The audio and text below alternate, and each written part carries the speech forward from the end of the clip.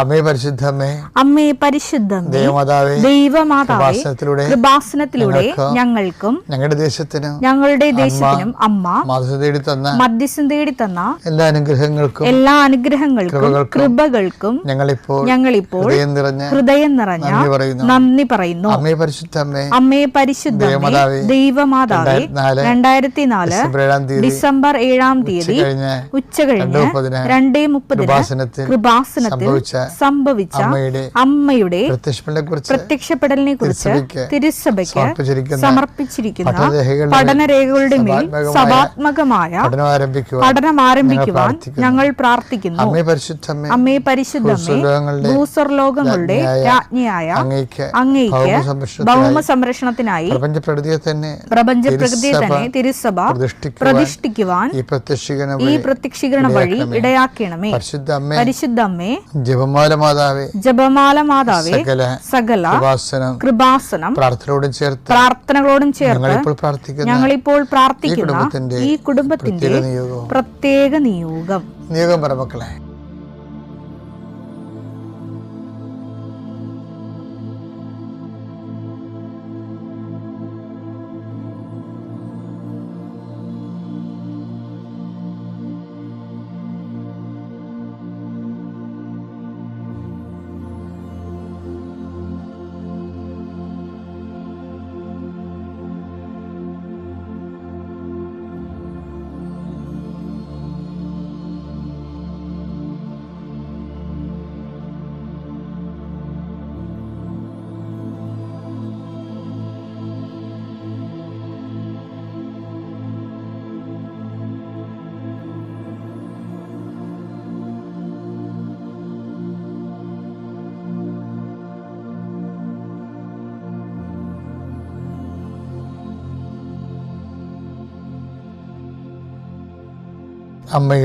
അമ്മയുടെ പ്രത്യക്ഷീകരണത്തിന്റെ ഈ അനുഗ്രഹവേളയിൽ ഞങ്ങൾക്ക് സാധിച്ചു തരുവാൻ കനിയണമേ. ആമേൻ. വിശ്വാസ പ്രമാണം. സർവശക്തനായ പിതാവും ആകാശത്തിന്റെയും ഭൂമിയുടെയും സൃഷ്ടാവുമായ ദൈവത്തിൽ ഞാൻ വിശ്വസിക്കുന്നു. അവിടുത്തെ ഏകപുത്രനും ഞങ്ങളുടെ കർത്താവുമായ ഈശോമിശിഹായിലും ഞാൻ വിശ്വസിക്കുന്നു. ഈ പുത്രൻ പരിശുദ്ധാത്മാവിനാൽ ഗർഭസ്ഥനായി കന്യകാമറിയത്തിൽ നിന്ന് പിറന്ന് പൊന്തിയോസ് പീലാത്തോസിന്റെ കാലത്ത് പീഡകൾ സഹിച്ച് കുരിശിൽ തറയ്ക്കപ്പെട്ട് മരിച്ച് അടക്കപ്പെട്ട് പാതാളങ്ങളിൽ ഇറങ്ങി മരിച്ചവരുടെ ഇടയിൽ നിന്ന് 3-ാം നാൾ ഉയർത്ത് സ്വർഗത്തിലേക്ക് എഴുന്നള്ളി സർവശക്തിയുള്ള പിതാവായ ദൈവത്തിന്റെ വലതുഭാഗത്തിരിക്കുന്നു. അവിടെ നിന്ന് ജീവിക്കുന്നവരെയും മരിച്ചവരെയും വിധിക്കുവാൻ വരുമെന്നും ഞാൻ വിശ്വസിക്കുന്നു. പരിശുദ്ധാത്മാവിലും ഞാൻ വിശ്വസിക്കുന്നു. വിശുദ്ധ കത്തോലിക്കാ സഭയിലും പുണ്യവാന്മാരുടെ ഐക്യത്തിലും പാപങ്ങളുടെ മോചനത്തിലും ശരീരത്തിന്റെ ഉയർപ്പിലും നിത്യമായ ജീവിതത്തിലും ഞാൻ വിശ്വസിക്കുന്നു. ആമേൻ. സ്വർഗ്ഗസ്ഥനായ ഞങ്ങളുടെ പിതാവേ, അങ്ങയുടെ നാമം പൂജിതമാകണമേ. അങ്ങയുടെ രാജ്യം വരണമേ. അങ്ങയുടെ തിരുമനസ് സ്വർഗത്തിലെ പോലെ ഭൂമിയിലും ആകണമേ. അന്നു വേണ്ടുന്ന ആഹാരം ഇന്ന് ഞങ്ങൾക്ക് തരണമേ. ഞങ്ങളോട് തെറ്റ് ചെയ്യുന്നവരോട് ഞങ്ങൾ ക്ഷമിക്കുന്നത് പോലെ ഞങ്ങളുടെ തെറ്റുകൾ ഞങ്ങളോടും ക്ഷമിക്കണമേ. ഞങ്ങളെ പ്രലോഭനത്തിൽ ഉൾപ്പെടുത്തരുതേ, തിന്മയിൽ ഞങ്ങൾ രക്ഷിക്കണമേ. ആമേൻ. നന്മ നിറഞ്ഞ മറിയമേ, സ്വസ്തി. കർത്താവ് അങ്ങയുടെ കൂടെ സ്ത്രീകളിൽ അങ്ങ് അനുഗ്രഹിക്കപ്പെട്ടവളാകുന്നു. അങ്ങയുടെ ഉദരത്തിൻ ഫലമായി ഈശോ അനുഗ്രഹിക്കപ്പെട്ടവനാകുന്നു. പരിശുദ്ധ മറിയമേ, തമ്പുരാന്റെ അമ്മേ, പാപികളായ ഞങ്ങൾക്ക് വേണ്ടി ഇപ്പോഴും ഞങ്ങളുടെ മരണസമയത്തും തമ്പുരാനോട് അപേക്ഷിക്കണമേ. ആമേൻ. കർത്താവേ, നിന്റെ ഉന്നതമായ നാമത്തിന് സ്തോത്രം ചെയ്യുന്നു. കർത്താവേ, നിന്റെ വിശുദ്ധ പൗരോഹിത്യത്തെ മഹത്വപ്പെടുത്തണമേ. ഈശോ ഇന്ന് യാത്ര ചെയ്യുന്നവരെ ആശ്രയിച്ച് പ്രാർത്ഥിക്കുന്നു. ഈശോ ഇന്ന് ദേവാലയത്തിൽ പോകേണ്ട ദിവസമാണ്. ഇന്ന് അങ്ങയുടെ വിശുദ്ധ ബലി പങ്കെടുക്കേണ്ട ദിവസമാണ്. ഇന്ന് ഞായറാഴ്ചയാണ്. ഇന്ന് കർത്താവിൻ്റെ കാര്യങ്ങൾ വ്യാപൃതമായിരുന്നു കൊണ്ട് പള്ളിയിൽ നിന്ന് വന്നതിന് ശേഷം ജീവിത പ്രസവം ലോകായികമായ കാര്യങ്ങളെക്കാൾ ഉപരി ദൈവിക കാര്യങ്ങൾ സത്യജലത്തിൽ കൊണ്ട് വചനം വായിക്കുകയും രോഗികളെപ്പോയി ഉടമ്പടി എടുത്ത് രോഗികളെപ്പോയി സന്ദർശിക്കാൻ പോവുകയും ചെയ്യുന്ന ദിവസമാണ്. കർത്താവ് ഇന്ന് അങ്ങയുടെ മക്കൾ എവിടെയെല്ലാം പോകുന്നു, ആരെല്ലാം കാണുന്നു, ആർക്കെല്ലാം സുവിശേഷം കൈമാറുന്നു, വിശ്വാസം കൈമാറുന്നു, അവരെല്ലാം കർത്താവിൻ്റെ നാമത്തിൽ ഞാൻ ആശീർവദിക്കുന്നു. കർത്താവ് ഇന്ന് പല പല കാര്യങ്ങൾക്ക് പല വിഷയങ്ങൾക്ക് വേണ്ടി ജീവിതത്തിൻ്റെ ഈ ആഴ്ച ചില ആൾക്കാർ പണി തിരക്കി പോകും. സാധാരണ ചെറുകിട ജോലി ചെയ്ത് ജീവിക്കുന്നവർ പണി തിരക്കി പോകും. നാളത്തെ പണിക്ക് തുടങ്ങാൻ വേണ്ടിയുള്ള കാര്യങ്ങൾ സെറ്റ് ചെയ്യാൻ വേണ്ടി പോകും. അതിനൊരു ചില തടസ്സങ്ങളൊക്കെ ഉണ്ടാകും. പക്ഷേ ഈശോ, ഞാനിപ്പോൾ പ്രാർത്ഥിക്കുകയാണ്, അവിടെ തടസ്സങ്ങളെ നീ മാറ്റിക്കൊടുക്കണം. കർത്താവ് സാമ്പത്തികം തരാമെന്ന് പറഞ്ഞ് തരാതിരിക്കുകയും നമ്മുടെ എല്ലാ പദ്ധതികളും തകിടം മറിക്കുകയും ചെയ്യുന്ന അവസ്ഥകളുണ്ട്. അവർ നെഞ്ചുവേദന വന്ന ആൾക്കാർക്ക് പ്രഷർ കയറി ബോധം കെട്ടുപോകുന്ന അവസ്ഥ വരെ ഉണ്ട്. കർത്താവേ, അവരെല്ലാം നിൻ്റെ വിശുദ്ധമാരെ സന്ധിക്കുകയും ആരെങ്കിലും എന്തെങ്കിലും വിഷയത്തിൽ അടിസ്ഥാനപ്പെടുത്തി ജീവിക്കുന്നുണ്ടെങ്കിൽ അവർക്കത് കിട്ടത്തില്ല എന്നുകൊണ്ടാണെങ്കിൽ അതിന് പകരം മാർഗം കാണിച്ചുകൊണ്ട് അവിടെ നീ സന്ധിക്കണമേ എന്ന് പ്രാർത്ഥിക്കുന്നു. മനസ്സമ്മതവും കല്യാണവും അതുപോലെയുള്ള കാര്യങ്ങൾക്ക് വേണ്ടി ഒത്തുതീർപ്പ് ചെയ്യാൻ വേണ്ടി പോകുന്നവരുണ്ട്. ഈശോയെ, ആലോചനയ്ക്ക് വേണ്ടി പോകുന്നുണ്ട്. കർത്താവ്, ആരെയും ചതിക്കുഴി വീഴാതിരിക്കാനും ശാശ്വതമായ ജീവിതത്തിലെ ദൈവമഹത്വത്തിൻ്റെ ജീവിതം അവർക്കുണ്ടാകാൻ വേണ്ടി അവർക്ക് വേണ്ടി പ്രാർത്ഥിക്കുന്നു. കർത്താവ്, നിത്യം പിതാവും പുത്രനും പരിശുദ്ധാത്മാവായ സർവ്വീശ്വരൻ നീക്കുവാമേ. ഈശോ പറഞ്ഞ്, പാവത്തങ്ങൾ എപ്പോഴും നിങ്ങളുടെ കൂടെ ഉണ്ടാവും. നിങ്ങൾ പിന്നെ ചെയ്യാൻ പറ്റുന്ന കാര്യം അവരെ കരുതണമെന്നേ ഉള്ളൂ. അതാ വാക്ക് ഭയങ്കര, അതാണ് സഭയുടെ നിലപാടതാണ്. എന്താ വെച്ചാൽ മത്തായി 26:11 വാക്ക് പറയുന്നതാണ്. എന്താണ്? ദരിദ്രർ എപ്പോഴും നിങ്ങളോട് കൂടെ. ഏത് ഇസങ്ങൾ വന്നാലും ശരി, ദരിദ്രർ എപ്പോഴും നിങ്ങളുടെ കൂടെ ഉണ്ടാകും. ഞാൻ കഴിഞ്ഞ മാസം ലണ്ടനിൽ ചെന്നപ്പോഴേ ഭയങ്കര ഗ്ലാസ് ആയിട്ടൊരു ടവറാണ് മുഴുവൻ ഉള്ളത്, ഭയങ്കര. പക്ഷേ ആ ടവറിൻ്റെയൊക്കെ താഴെ ഓരോ കടയുടെയും വാതിക്കൽ ആൾക്കാരിങ്ങനെ പൊതിച്ചു മൂടി ധർമ്മക്കാർ കിടപ്പുണ്ട്. ഫോട്ടോ എടുക്കണത് ശരിയല്ലല്ലോ, ആ രാജ്യത്തെ അപമാനിക്കേണ്ട തുല്യമാണ്. ഞാൻ ഫോട്ടോ എടുക്കാൻ കൂടെയുള്ളവർ വേണ്ടി എടുത്തപ്പോൾ ഞാൻ എടുത്തില്ല. എനിക്ക് സങ്കടം വന്നു പോയി. ഇത്രയും മഹാനഗരങ്ങളിലെ ദരിദ്രർ. പക്ഷേ ഇപ്പോഴത് ഓർത്തോ ഭയങ്കര ഐഡിയ ആണല്ലോ ഈശോ പറഞ്ഞത്. ദരിദ്രർ എപ്പോഴും അഭയാർത്ഥികളായിട്ട് വന്നവരാണെങ്കിൽ എപ്പോഴും എങ്ങനെയെങ്കിലും നിങ്ങളുടെ കൂടെ ഉണ്ടാകുമെന്ന് കർത്താവിൻ്റെ വാക്കാണത്. പക്ഷെ ഞാനെപ്പോഴും നിങ്ങളുടെ ഉണ്ടായിരിക്കത്തില്ല എന്നുള്ളത് ശാരീരികമായിട്ടുള്ള കാര്യത്തിലാണ്. പക്ഷെ അതുകൊണ്ട് എന്താണ്, ഇസങ്ങളൊക്കെ ഇങ്ങനെ മാറിപ്പോയാലും ഇനി ക്യാപിറ്റലിസത്തിൻ്റെ സമ്പദ് സമൃദ്ധി വന്നാലും അപ്പോഴിതുപോലെ അഭയാർത്ഥികൾ സൃഷ്ടിക്കപ്പെട്ടുകൊണ്ടിരിക്കും. കാരണം വെള്ളം അങ്ങനെയാണല്ലോ, എവിടെയെങ്കിലും കൂടി ചെന്ന് ചാടുമ്പോൾ പിന്നെ അപ്പുറത്ത് വേലിയേറ്റ ഇപ്പുറത്തുണ്ടാകുമ്പോൾ ഒരു സ്ഥലത്ത് വേലി ഇറക്കം ഉണ്ടാകില്ല. ആ രീതിയിലാണ്. അതുപോലെയാണ് ഇത് വാട്ടർ ലെവൽ എന്ന് പറയണത്. അതുകൊണ്ട് സഭ സൃഷ്ടിക്കപ്പെട്ടപ്പോൾ സഭയ്ക്ക് കൊടുത്ത നിർദ്ദേശം എന്താണ്? പാവങ്ങൾ എപ്പോഴും നിങ്ങളുടെ കൂടെ ഉണ്ടാകും. അതുകൊണ്ട് പാവങ്ങളെക്കുറിച്ച് കരുതൽ വേണം. ഗലാത്യർ 2:10 പാവങ്ങളെക്കുറിച്ച് ചിന്ത വേണം എന്ന് മാത്രമേ, കരുതൽ വേണം. അതാണ്, ചിന്ത വേണം. ഇത് ആരോട് പറയാണെന്ന് അറിയാമോ? പത്രോസ് സഭയുടെ അടിസ്ഥാന ശില പൗലോസിന് കൊടുക്കുന്ന നിർദ്ദേശമാണ്. വിദ്യാർത്ഥി സഭകളിലാണ് അയാൾ അങ്ങനെ പ്രവർത്തിക്കുന്നത്. പക്ഷേ ഞങ്ങൾ പറഞ്ഞ ഇത്രയേ ഉള്ളൂ. ആ വചനം ഒന്ന് വായിച്ച്. ഗലാത്യർ 2:10 പാവങ്ങളെപ്പറ്റി ചിന്ത വേണം എന്ന് മാത്രമേ, പാവങ്ങളെക്കുറിച്ച് ചിന്ത വേണമെന്ന് മാത്രമേ ഞങ്ങളോട് അവർ ആവശ്യപ്പെട്ടുള്ളൂ. പൗലോസ് പറഞ്ഞു, ഞങ്ങളോട് സഭ ആവശ്യപ്പെട്ടുള്ളൂ. അതുതന്നെയാണ് എൻ്റെ തീവ്രമായ താല്പര്യം. അതാണ് സഭയുടെ നിലപാടെന്ന് പറയുന്നത്. കാര്യം ബാക്കിയെല്ലാം എന്താ സംഭവിക്കുന്നത്? ബാക്കി എങ്ങനെ വാളെടുത്താലും വാളാൽ തന്നെയാണ് തീരത്തുള്ളത്. ശാശ്വത പരിഹാരം ഉണ്ടാകത്തില്ലെന്ന് സഭയ്ക്കുന്ന പോലെ വളരെ വ്യക്തിമെനയുള്ള കാലികമായും കാലദേശ പ്രസക്തമായിട്ടുള്ള വളരെ കരുത്തുറ്റ നിലപാടാണ് സഭ ഈ വിഷയത്തിലെടുത്തിരിക്കുന്നത്. സഭയുടെ മക്കളും അങ്ങനെ തന്നെയാണ് എടുക്കേണ്ടത്. ഈശോയ്ക്കും മാതാവിനും 1000 നന്ദി. എൻ്റെ പേര് അഞ്ജു. ഞാൻ ബാംഗ്ലൂർ സെൻറ്റ് തോമസ് ഇടവകയിൽ നിന്ന് വരുന്നു. ഞാൻ ആദ്യമായിട്ട് ഉടമ്പടി എടുക്കുന്നത് ഏപ്രിൽ 2024 ഞാൻ ആദ്യമായിട്ട് ഇവിടെ വന്നത് തന്നെ മാതാവിൻ്റെ അടുത്ത് വരുന്നത് അന്ന് തന്നെ ഞാനാണ് ഉടമ്പടി എടുത്തത്. അന്ന് ആക്ച്വലി ഉടമ്പടി എടുക്കാനല്ല ഞാൻ വന്നത്, അച്ഛനെ കാണാൻ വേണ്ടിയിട്ടായിരുന്നു. ഞാനൊരു BPharm സ്റ്റുഡൻ്റാണ്. അപ്പം എൻ്റെ എക്സാംസിന് എനിക്ക് കുറച്ച് ഡിഫിക്കൽട്ട് തോന്നിയുകൊണ്ട് എനിക്ക് തോന്നി മാതാവിനെ കണ്ട് അച്ഛനെ കണ്ട് പ്രാർത്ഥിച്ച് കഴിഞ്ഞാൽ എനിക്ക് ഈസി ആവും തോന്നി ഞാൻ അന്ന് അച്ഛനെ കാണാൻ വന്നു. എൻ്റെ മമ്മിയുടെ പേര് മിനി. മമ്മി ഇവിടെ 2022 തൊട്ട് ഉടമ്പടി എടുത്തേക്കുന്നതാണ്. അപ്പം മമ്മിയുടെ കൂടെയാണ് ഞാനിവിടെ വന്നത്. അന്ന് മമ്മിയുടെ ഉടമ്പടിയിൽ ഞാൻ അച്ഛനെ കാണാൻ വേണ്ടി വന്നു. അപ്പം ഞാൻ 19 ഇയേഴ്സ് ആയിരുന്നു. അപ്പോൾ അവർ പറഞ്ഞു 18 എബോവ് ആണെങ്കിൽ ഉടമ്പടി എടുക്കണമെന്ന് പറഞ്ഞു.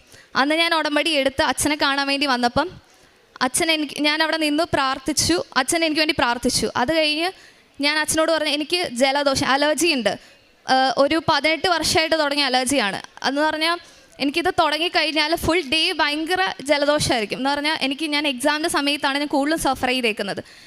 പേപ്പറൊക്കെ എഴുതാൻ നേരത്തെ എനിക്ക് എഴുതാൻ പറ്റില്ല, കൈയൊക്കെ ഫുൾ വെറ്റായിരിക്കുമായിരുന്നു, ഭയങ്കര നനഞ്ഞിരിക്കുമായിരുന്നു. അപ്പോൾ പേപ്പറൊക്കെ നനയുമായിരുന്നു. അപ്പോൾ ഇത് കാരണം ഞാൻ ഭയങ്കര വിഷമിച്ചിട്ടുണ്ട്, കാരണം എഴുതാനൊന്നും പറ്റത്തില്ലായിരുന്നു. അപ്പം ഞാനിവിടെ വന്ന് അച്ഛനോട് നിന്നിട്ട് ഞാൻ പറഞ്ഞു അച്ഛനോട്, അച്ഛാ എനിക്ക് ജലദോഷമുണ്ട്, അലർജിയാണെന്ന് പറഞ്ഞു. അച്ഛൻ എൻ്റെ തലയിൽ തൊട്ട് പ്രാർത്ഥിച്ചിട്ട് പറഞ്ഞു ബോഡി ഹീറ്റ് ആക്കണ്ട, നല്ലോണം ഫുഡ് കഴിക്കുന്നത് മാത്രമേ പറഞ്ഞുള്ളൂ. അതേ പിന്നെ ഇതുവരെ എനിക്ക് ആ ജലദോഷം വന്നിട്ടില്ല. 18 വർഷമായിട്ടുള്ളൊരു ജലദോഷമായിരുന്നു, ഇതുവരെ അതെനിക്ക് വന്നിട്ടില്ല. ഇതിന് മാതാവിനോട് 1000 നന്ദി ഞാൻ പറയുന്നു. രണ്ടാമത് ഞാനൊരു BPharm സ്റ്റുഡൻ്റ് ആണ്. സോ ഞാൻ ഈ കോഴ്സ് എടുത്തപ്പോൾ ഞാൻ ഓർത്തില്ല ലൈക്ക് ഇത് ഒരു ഡിഫിക്കൽട്ട് കോഴ്സ് ആയിരിക്കുന്നു, കാരണം എനിക്ക് ഭയങ്കര ഡിഫിക്കൽട്ടി ഞാൻ ഫേസ് ചെയ്തിട്ടുണ്ടായിരുന്നു. അപ്പം ഇതിനകത്തൊരു സബ്ജക്റ്റ് എനിക്ക് POC എന്ന് പറഞ്ഞൊരു സബ്ജക്റ്റ് ഭയങ്കര ഡിഫിക്കൽട്ടായിരുന്നു. ഇതെൻ്റെ 2nd സെമ്മിൽ ഒരു സബ്ജക്റ്റായിരുന്നു. ഇതെനിക്ക് ബാക്കായിട്ട് ഞാൻ എഴുതാണ്ടിരിക്കുമായിരുന്നു. അപ്പം ഞങ്ങളുടെ കോളേജിലൊരു റൂളുണ്ട്, ലൈക്ക് 2nd ഇയറിൽ എക്സാം പാസ്സായില്ലെങ്കിൽ 4th ഇയറിൽ കയറ്റില്ല. അപ്പം ഇത് എനിക്ക് 2 അറ്റംപ്റ്റേ ഉള്ളൂ ഇനി പാസ്സാവാൻ. അതിന് മുന്നെയാണ് ഞാൻ വന്ന് സാക്ഷ്യം എടുത്തത്, ഉടമ്പടി എടുത്ത് ഞാൻ പോയി ഈ എക്സാം എഴുതി. ഫസ്റ്റ് അറ്റംപ്റ്റ് ഞാൻ എഴുതി, അന്ന് ഞാൻ പാസ്സായില്ല. അത് കഴിഞ്ഞ് എൻ്റെ കയ്യിൽ ഒരു സെറ്റ് ഓഫ് കൃപാസിൻ്റെ പേപ്പർ ബാക്കിയുണ്ടായിരുന്നു. അപ്പം ഞാൻ ഇത് എക്സാമിൻ്റെ മുന്നത്തെ ദിവസം ഞാൻ കൊടുത്തു. ഞാൻ മാതാവിനോട് പ്രാർത്ഥിച്ചിട്ട് പോയി. എൻ്റെ കാശ് രൂപം എപ്പോഴും എൻ്റെ കയ്യിലുണ്ടായിരുന്നു. എക്സാമിന് പോയപ്പോഴും ഞാൻ എൻ്റെ കാശ് രൂപം കൊണ്ടാണ് പോയത്. അന്ന് ഞാൻ പഠിച്ചൊന്നുമില്ല, എനിക്ക് ഒന്നും അറിയത്തില്ല, എന്താ പഠിക്കണം, എങ്ങനെ പഠിച്ചാലും എനിക്ക് ഓർമ്മ നിൽക്കുന്നില്ലായിരുന്നു. ആ സബ്ജക്റ്റ് ഭയങ്കര ഡിഫിക്കൽട്ടായിരുന്നു. അന്ന് ഞാൻ അവിടെ ചെന്നു, എക്സാം എഴുതി. മാതാവിൻ്റെ കാശ് രൂപം ഞാൻ കയ്യിലെടുത്തിട്ട് ആ പേപ്പറിൽ ഞാനിങ്ങനെ വെച്ചിട്ട് ഞാൻ പറഞ്ഞു, മാതാവ് ഇനി ഞാൻ ഈ എക്സാം എഴുതാൻ വരരുത്, എന്നെ ഇടയാക്കരുതെന്ന് ഞാൻ പറഞ്ഞു. എന്നിട്ട് എൻ്റെ കയ്യിൽ കുറച്ച് കാശ് ഉപ്പുണ്ടായിരുന്നു, ഉടമ്പടി ഉപ്പ്. അത് ഞാൻ ആ ഒരു ബുക്ക്ലെറ്റിനുള്ളിൽ ഇട്ടിട്ട് ഞാൻ ഈ പേപ്പർ കൊടുത്തു. എന്നിട്ട് ഞാൻ മാതാവിനോട് പറഞ്ഞു, മാതാവ് എന്നെ ഇത് പാസ്സാക്കി തന്നോണം, ഇനി ഞാൻ ഇത് എഴുതാൻ ഞാൻ ഇങ്ങോട്ട് വരില്ല എന്ന് പറഞ്ഞു. അത് എഴുതി എൻ്റെ റിസൾട്ട് വന്നു കഴിഞ്ഞപ്പോൾ ഞാനിതിന് പാസ്സായി. ഇല്ലെങ്കിൽ ഞാൻ ഒരു ഇയർ വെയിറ്റ് ചെയ്തിട്ട് എൻ്റെ ജൂനിയേഴ്സിൻ്റെ കൂടെ ഞാൻ പഠിക്കണമായിരുന്നു. പക്ഷെ അത് മാതാവ് എനിക്ക് ഇടയാക്കിയില്ല, മാതാവ് എന്നെ പാസ്സാക്കി തന്നു ആ ഒരു അറ്റംപ്റ്റിൽ തന്നെ. അത് കഴിഞ്ഞ് 3ാമത്തെ സാക്ഷ്യം എന്ന് പറഞ്ഞാൽ ഞാൻ ബാച്ചിലേഴ്സ് ലാസ്റ്റ് സെമ്മിൽ എനിക്ക് ഭയങ്കര കഷ്ടമുള്ള സബ്ജക്റ്റായിരുന്നു BPharm. അപ്പം എനിക്ക് ലാസ്റ്റ് സെമ്മിൽ ഒരു സെമ്മെങ്കിലും എനിക്ക് ഡിസ്റ്റിങ്ഷൻ എടുക്കണമെന്നായിരുന്നു. അപ്പം ഞാൻ വന്ന് ഇവിടെ ഉടമ്പടി പുതുക്കി പോയി. അന്ന് ഞാൻ എക്സാം എഴുതി എല്ലാ പേപ്പറിലും ഞാൻ എക്സാം എഴുതി കഴിഞ്ഞപ്പോൾ എൻ്റെ കാശ് രൂപം വെച്ചിട്ട് ഞാൻ പ്രാർത്ഥിച്ചു. ഉടമ്പടി കാശ് രൂപം ഇങ്ങനെ വെച്ച് ഞാൻ പ്രാർത്ഥിച്ച് പറഞ്ഞു, ഇനി ഈ ഒരു സബ്ജക്റ്റ് പോലും എനിക്ക് തിരിച്ച് വന്ന് ഇനി എഴുതാൻ പറ്റരുത്, ഇടയാക്കരുത്, എല്ലാ സബ്ജക്റ്റും എനിക്ക് നല്ല മാർക്ക് എന്ന് പാസ്സാക്കണമെന്നും പറഞ്ഞു മാതാവിനോട്. അതായത് എൻ്റെ ഉടമ്പടി ഉപ്പ് ഞാൻ അതിൽ ഇട്ടിട്ടാണ് വന്നത്. അത് കഴിഞ്ഞ് റിസൾട്ട് വന്ന സമയത്ത് ഞാൻ എൻ്റെ 8th സെമ്മിൽ ഞാൻ ഡിസ്റ്റിങ്ഷനോടെ പാസ്സായി.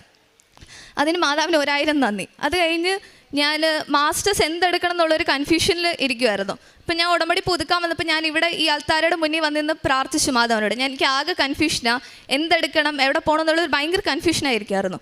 അപ്പം മാതാവ് തന്നെ എനിക്ക് ഒരു കോഴ്സ് കാണിച്ചു തന്നു, അത് എവിടെയാണെന്നും കാണിച്ചു തന്നു. അതിന് ഞാൻ അപ്ലൈ ചെയ്തു. അവിടെ നിന്ന് ഞാൻ UK അപ്ലൈ ചെയ്തു. ഞാനത് ഒരു സാക്ഷ്യം ഞാൻ കേട്ട സമയത്ത് ഞാൻ മാതാവിനോട് ഇങ്ങനെ പ്രാർത്ഥിച്ചുകൊണ്ടിരിക്കുകയായിരുന്നു, എനിക്ക് എങ്ങനെയെങ്കിലും ഒരു സൈൻ എനിക്ക് ഞാൻ എങ്ങോട്ടാണ് പോകേണ്ടതെന്നുള്ളൊരു സൈൻ എനിക്ക് തരാൻ വേണ്ടി ഞാൻ മാതാവിനോട് പ്രാർത്ഥിച്ചുകൊണ്ടിരിക്കുക. അന്ന് ഞാനും മമ്മി ഇങ്ങനെ സാക്ഷ്യം കേട്ടുകൊണ്ടിരിക്കുന്ന സമയത്ത് അതിനകത്ത് ആ ചേച്ചി പോയത് UK ആയിരുന്നു. അപ്പം ഞാൻ ഫിക്സ് ചെയ്തു, എന്താണെങ്കിലും ഞാൻ ഇനി UK തന്നെ പോകുന്നത്, കാരണം മാതാവായിട്ട് എനിക്ക് പറഞ്ഞു തന്നൊരു സ്ഥലമാണ് UK എന്ന്. അന്ന് ഞാൻ അപ്ലൈ ചെയ്തു. അവിടെ നിന്ന് എനിക്ക് മാതാവ് എല്ലാം വേഗം എന്നായിരുന്നു. ഓഫർ ലെറ്റർ വന്നു. അത് കഴിഞ്ഞിട്ട് ഞാൻ വേഗം എല്ലാ കാര്യങ്ങളും വേഗം അപ്ലൈ ചെയ്തു, എല്ലാം ചെയ്തു. അത് കഴിഞ്ഞ് ലോണിൻ്റെ കാര്യത്തിൽ എനിക്ക് ഭയങ്കര ബുദ്ധിമുട്ടായിരുന്നു. ലോൺ അപ്ലൈ ചെയ്തിട്ട് എല്ലായിടത്തു നിന്ന് റിജക്ഷൻ മാത്രമാണ് വന്നുകൊണ്ടുണ്ടായിരുന്നത്.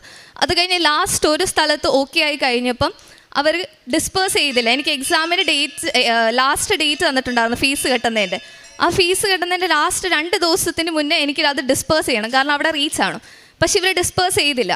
അപ്പം അന്ന് ഞാൻ ഡെയിലി ബ്രെഡ് രാവിലെ കൂടാൻ നേരം അച്ഛൻ പറഞ്ഞു 48 ഹവേഴ്സിനുള്ളിൽ ഇത് നടക്കുമെന്ന് പറഞ്ഞു.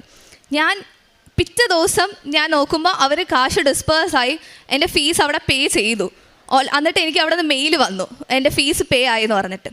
അത് കഴിഞ്ഞ് നെക്സ്റ്റ് എന്ന് പറഞ്ഞാൽ എനിക്ക് ക്യാഷ് ലെറ്റർ, അതെന്ന് പറഞ്ഞാൽ കൺഫർമേഷൻ ലെറ്റർ വരണമായിരുന്നു കോളേജിൽ നിന്ന്. അത് വരാൻ ഭയങ്കര ലേറ്റായി. അപ്പം ഞാൻ അതിനൊരു ഇൻ്റർവ്യൂ അറ്റൻഡ് ചെയ്യണമായിരുന്നു. ഇൻ്റർവ്യൂ അറ്റൻഡ് ചെയ്ത് കഴിഞ്ഞപ്പം അവർ പറഞ്ഞു ഈ ഇൻ്റർവ്യൂ ഞങ്ങൾക്ക് അക്സെപ്റ്റ് ചെയ്യാൻ പറ്റില്ല, കാരണം ഇതിനകത്ത് ഫുള്ള് മെമ്മറൈസ് ചെയ്ത പോലെയാണ് ആൻസേഴ്സ് എന്ന് പറഞ്ഞു. അത് കഴിഞ്ഞ് ഞാൻ ഉടമ്പടി പുതുക്കാൻ വേണ്ടി വരുന്ന ദിവസമാണ് എനിക്ക് ആ ഒരു മെയിൽ വന്നത്. അത് കഴിഞ്ഞ് ഇവിടെ വന്ന് ഞാൻ ആ മാതാവിനോട് പ്രാർത്ഥിച്ചു, മാതാവേ ഒരു ഇൻ്റർവ്യൂ ഞാൻ ഇനി അറ്റൻഡ് ചെയ്യും, ഒരു ഇൻ്റർവ്യൂ കൂടെ ഉണ്ട്. ആ ഇൻ്റർവ്യൂ അറ്റൻഡ് ചെയ്ത് കഴിയുമ്പോഴത്തേനും എനിക്ക് ക്യാഷ് ലെറ്റർ വരണമെന്ന് ഞാനിവിടെ വന്ന് പ്രാർത്ഥിച്ചു. മാതാവിനോട് പ്രാർത്ഥിച്ച് എൻ്റെ പാസ്പോർട്ട് ഞാനിവിടെ ഇവിടെ വെച്ച് താരെ വെച്ചിട്ട് പ്രാർത്ഥിച്ചു. അത് കഴിഞ്ഞിട്ട് ഞാൻ പോകുന്ന വഴിക്ക് മാതാവിൻ്റെ പ്രൊസഷൻ പോകുന്നുണ്ടായിരുന്നു. അപ്പം ഞാൻ ആ പാസ്പോർട്ട് എടുത്തിട്ട് മാതാവിൻ്റെ അവിടെ വെച്ചിട്ട് പ്രാർത്ഥിച്ചു. അത് കഴിഞ്ഞപ്പോൾ എനിക്ക് ഫുൾ കോൺഫിഡൻസ് ആയി, എൻ്റെ ക്യാഷ് ലെറ്റർ വേഗം വരും, എൻ്റെ വിസയും വേഗം വരും എന്ന് ഒറ്റ കോൺഫിഡൻസ് ആയി. അത് കഴിഞ്ഞ് വിത്തിൻ 1 month തന്നെ എൻ്റെ ക്യാഷ് ലെറ്റർ വന്നു. അത് കഴിഞ്ഞ് അന്ന് തന്നെ ഞാൻ എൻ്റെ വിസയ്ക്ക് അപ്ലൈ ചെയ്തു. എൻ്റെ വിസയും വിത്തിൻ 1 month തന്നെ എനിക്ക് വന്നു. അത് കഴിഞ്ഞ് ഞാൻ ഈ മാസം 24th ഞാൻ UK പോവാണ്. എൻ്റെ വിസയും എല്ലാം വന്നു. ഇതിനെല്ലാം തന്ന മാതാവിന് 1000 നന്ദി ഞാൻ പറയുന്നു. കാരുണ്യ പ്രവർത്തനം എന്ന് പറഞ്ഞ് ഞാനും എൻ്റെ മമ്മി വീട്ടിൽ തന്നെ ഫുഡൊക്കെ ഉണ്ടാക്കി ഞങ്ങൾ ഹോസ്പിറ്റൽസിൽ ലൈക്ക് ഗവൺമെൻറ് ഹോസ്പിറ്റലൊക്കെ ഉണ്ട് അവിടെ, അപ്പോൾ അവിടെയൊക്കെ കൊണ്ടുപോയി കൊടുക്കുമായിരുന്നു. പിന്നെ എനിക്കിപ്പോൾ ആരെങ്കിലും പാവപ്പെട്ടവരെ കണ്ടു കഴിഞ്ഞാൽ ഞാൻ അവർക്ക് കാശായിട്ടോ അല്ലെങ്കിൽ ഫുഡായിട്ടോ മേടിച്ച് കൊടുക്കുമായിരുന്നു. പ്രഭാഷണ പത്രം ഞാൻ ആദ്യം കൊടുക്കാൻ ഭയങ്കര മടിയായിരുന്നു. കാരണം ഞാൻ വിചാരിക്കുമായിരുന്നു, ഓക്കെ ഈ എൻ്റെ ഏജിലുള്ള ആൾക്കാരൊക്കെ എന്നെ കണ്ടു കഴിയുമ്പോൾ എന്ത് വിചാരിക്കുമോ, ഇവൾ ഭയങ്കര ഭക്തി ആയാലോ എന്നൊക്കെ ഒരു തോന്നൽ കാണുമല്ലോ എന്ന് ഓർത്ത് എനിക്ക് ഭയങ്കര മടിയായിരുന്നു സ്റ്റാർട്ടിങ്ങിൽ കൊടുക്കാൻ. അപ്പം ഞാൻ പറയും മമ്മിയുടെ അടുത്ത്, മമ്മി കൊടുത്തോ, ഞാൻ കൊടുക്കുന്നില്ല, മമ്മി കൊടുത്തോളാൻ പറയായിരുന്നു. പിന്നെ എനിക്ക് എന്താണെന്നറിയത്തില്ല, ഞാൻ മാതാവിൻ്റെ അടുത്ത് കൂടുതൽ അടുത്തപ്പോഴാണെന്ന് തോന്നുന്നത് എനിക്ക് ഞാൻ തന്നെ കൊടുക്കാൻ തുടങ്ങി. മമ്മിയുടെ അടുത്ത് പറഞ്ഞു മമ്മി കൊടുക്കണ്ട, ഞാൻ തന്നെ പോയി എല്ലാവരുടെ അടുത്തും പറഞ്ഞു കൊടുക്കാൻ തുടങ്ങി. ചുമ്മാ കൊടുക്കുന്നില്ലായിരുന്നു. ഞാൻ ഹിന്ദിയും കന്നഡയും തമിഴും ആയിരുന്നു, പിന്നെ ഇംഗ്ലീഷും ആയിരുന്നു കൂടുതലും അവിടെ കൊണ്ടുപോയിക്കൊണ്ടിരുന്നത്. അവിടെ ചെന്നിട്ട് എല്ലാവരുടെ എക്സ്പ്ലെയിൻ ചെയ്യുമായിരുന്നു ഇതെങ്ങനെയാണ് മാതാവ് പ്രത്യക്ഷപ്പെട്ട കാര്യങ്ങളും ഇവിടുത്തെ യൂട്യൂബ് ചാനലും എല്ലാം ഞാൻ പറഞ്ഞു കൊടുക്കുമായിരുന്നു. അത് കാരണം കുറേ പേര് എൻ്റെ അടുത്ത് വന്ന് ചോദിച്ചിട്ടുണ്ട് ഇവിടെ വരാൻ പറ്റുമോ എന്നുള്ള കാര്യങ്ങളൊക്കെ വന്ന് ചോദിച്ചിട്ടുണ്ട്. അതേ പിന്നെ ഞാൻ പേപ്പർ കൊടുക്കാനൊന്നും മടിച്ചിട്ടില്ല. അതിന് എൻ്റെ സ്വഭാവത്തിൽ എന്ന് പറഞ്ഞാൽ ഞാൻ ഭയങ്കര വേഗം ദേഷ്യം വരുന്നൊരു കൂട്ടത്തിലായിരുന്നു. ലൈക്ക് ഒന്ന് പറഞ്ഞ് രണ്ടാമത്തേനും ഭയങ്കര ദേഷ്യം വരുമായിരുന്നു. ഞാൻ ഉടമ്പടി എടുത്ത് കഴിഞ്ഞപ്പോൾ തൊട്ട് എൻ്റെ ദേഷ്യം ഭയങ്കര കുറഞ്ഞു.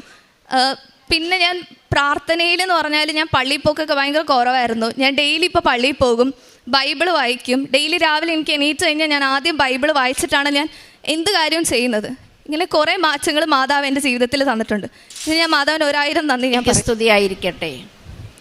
ആദ്യമായി അമ്മയ്ക്കും തിരുകുമാരനും 1000 നന്ദി പറയുന്നു. എൻ്റെ പേര് ലീല സുകുമാരൻ. ഞാനിവിടെ ഉടമ്പടി എടുത്തത് 17/1/2025.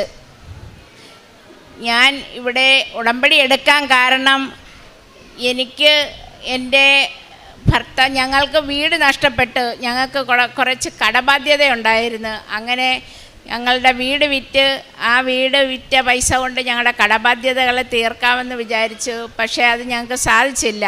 വീട് വിറ്റ് കഴിഞ്ഞപ്പം ഞങ്ങളുടെ എഴുത്തുകുത്ത് സമയമായി. എഴുത്തുകുത്തിന് ചെന്നപ്പം ഞങ്ങളുടെ വീടിൻ്റെ തരം മാറ്റം അത് സാധിക്കത്തില്ലെന്ന് പറഞ്ഞ് എഴുത്തുകുത്ത്. എന്താണെന്ന് വെച്ചാൽ 2020 വരെ ഞങ്ങളുടെ വീട് വസ്തുവായിട്ട് ഞങ്ങൾ കരം അടച്ചുകൊണ്ടിരുന്നതായിരുന്നു.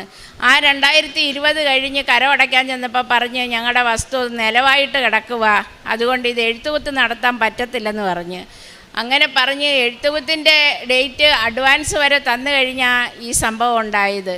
അങ്ങനെ ഞങ്ങൾക്ക് അവരോട് ഞങ്ങൾ പറഞ്ഞ് ഇതിൻ്റെ എല്ലാ ഫുൾ ബാധ്യതയും ഞങ്ങൾ ഏറ്റെടുത്ത് ഇത് തരം മാറ്റിത്തരാം എന്ന് പറഞ്ഞപ്പോൾ അവർ ഞങ്ങളോട് പറഞ്ഞ് കുറച്ച് പൈസ പിടിച്ചിട്ടതിന് ശേഷമേ ഇത് നിങ്ങൾക്ക് തരാൻ പറ്റത്തുള്ളെന്ന് പറഞ്ഞ്. അവരങ്ങനെ പറഞ്ഞതുകൊണ്ട് ഞങ്ങൾക്ക് ആ പൈസ കൊണ്ട് ഞങ്ങളുടെ കടബാധ്യതകൾ തീർക്കാൻ പറ്റത്തില്ലായിരുന്നു.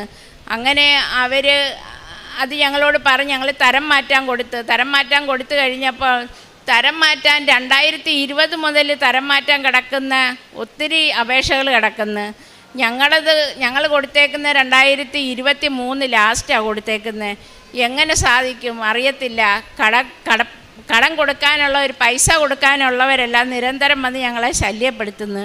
എന്ത് ചെയ്യുമെന്ന് ഒരു നിവർത്തിയില്ല. എന്ത് ചെയ്യണമെന്നറിയാതെ രണ്ടുപേരും ഭയങ്കരമായി വിഷമത്തിലായിരുന്നു. ആത്മഹത്യ ചെയ്യാൻ വരെ ഞങ്ങൾ തീരുമാനിച്ചു.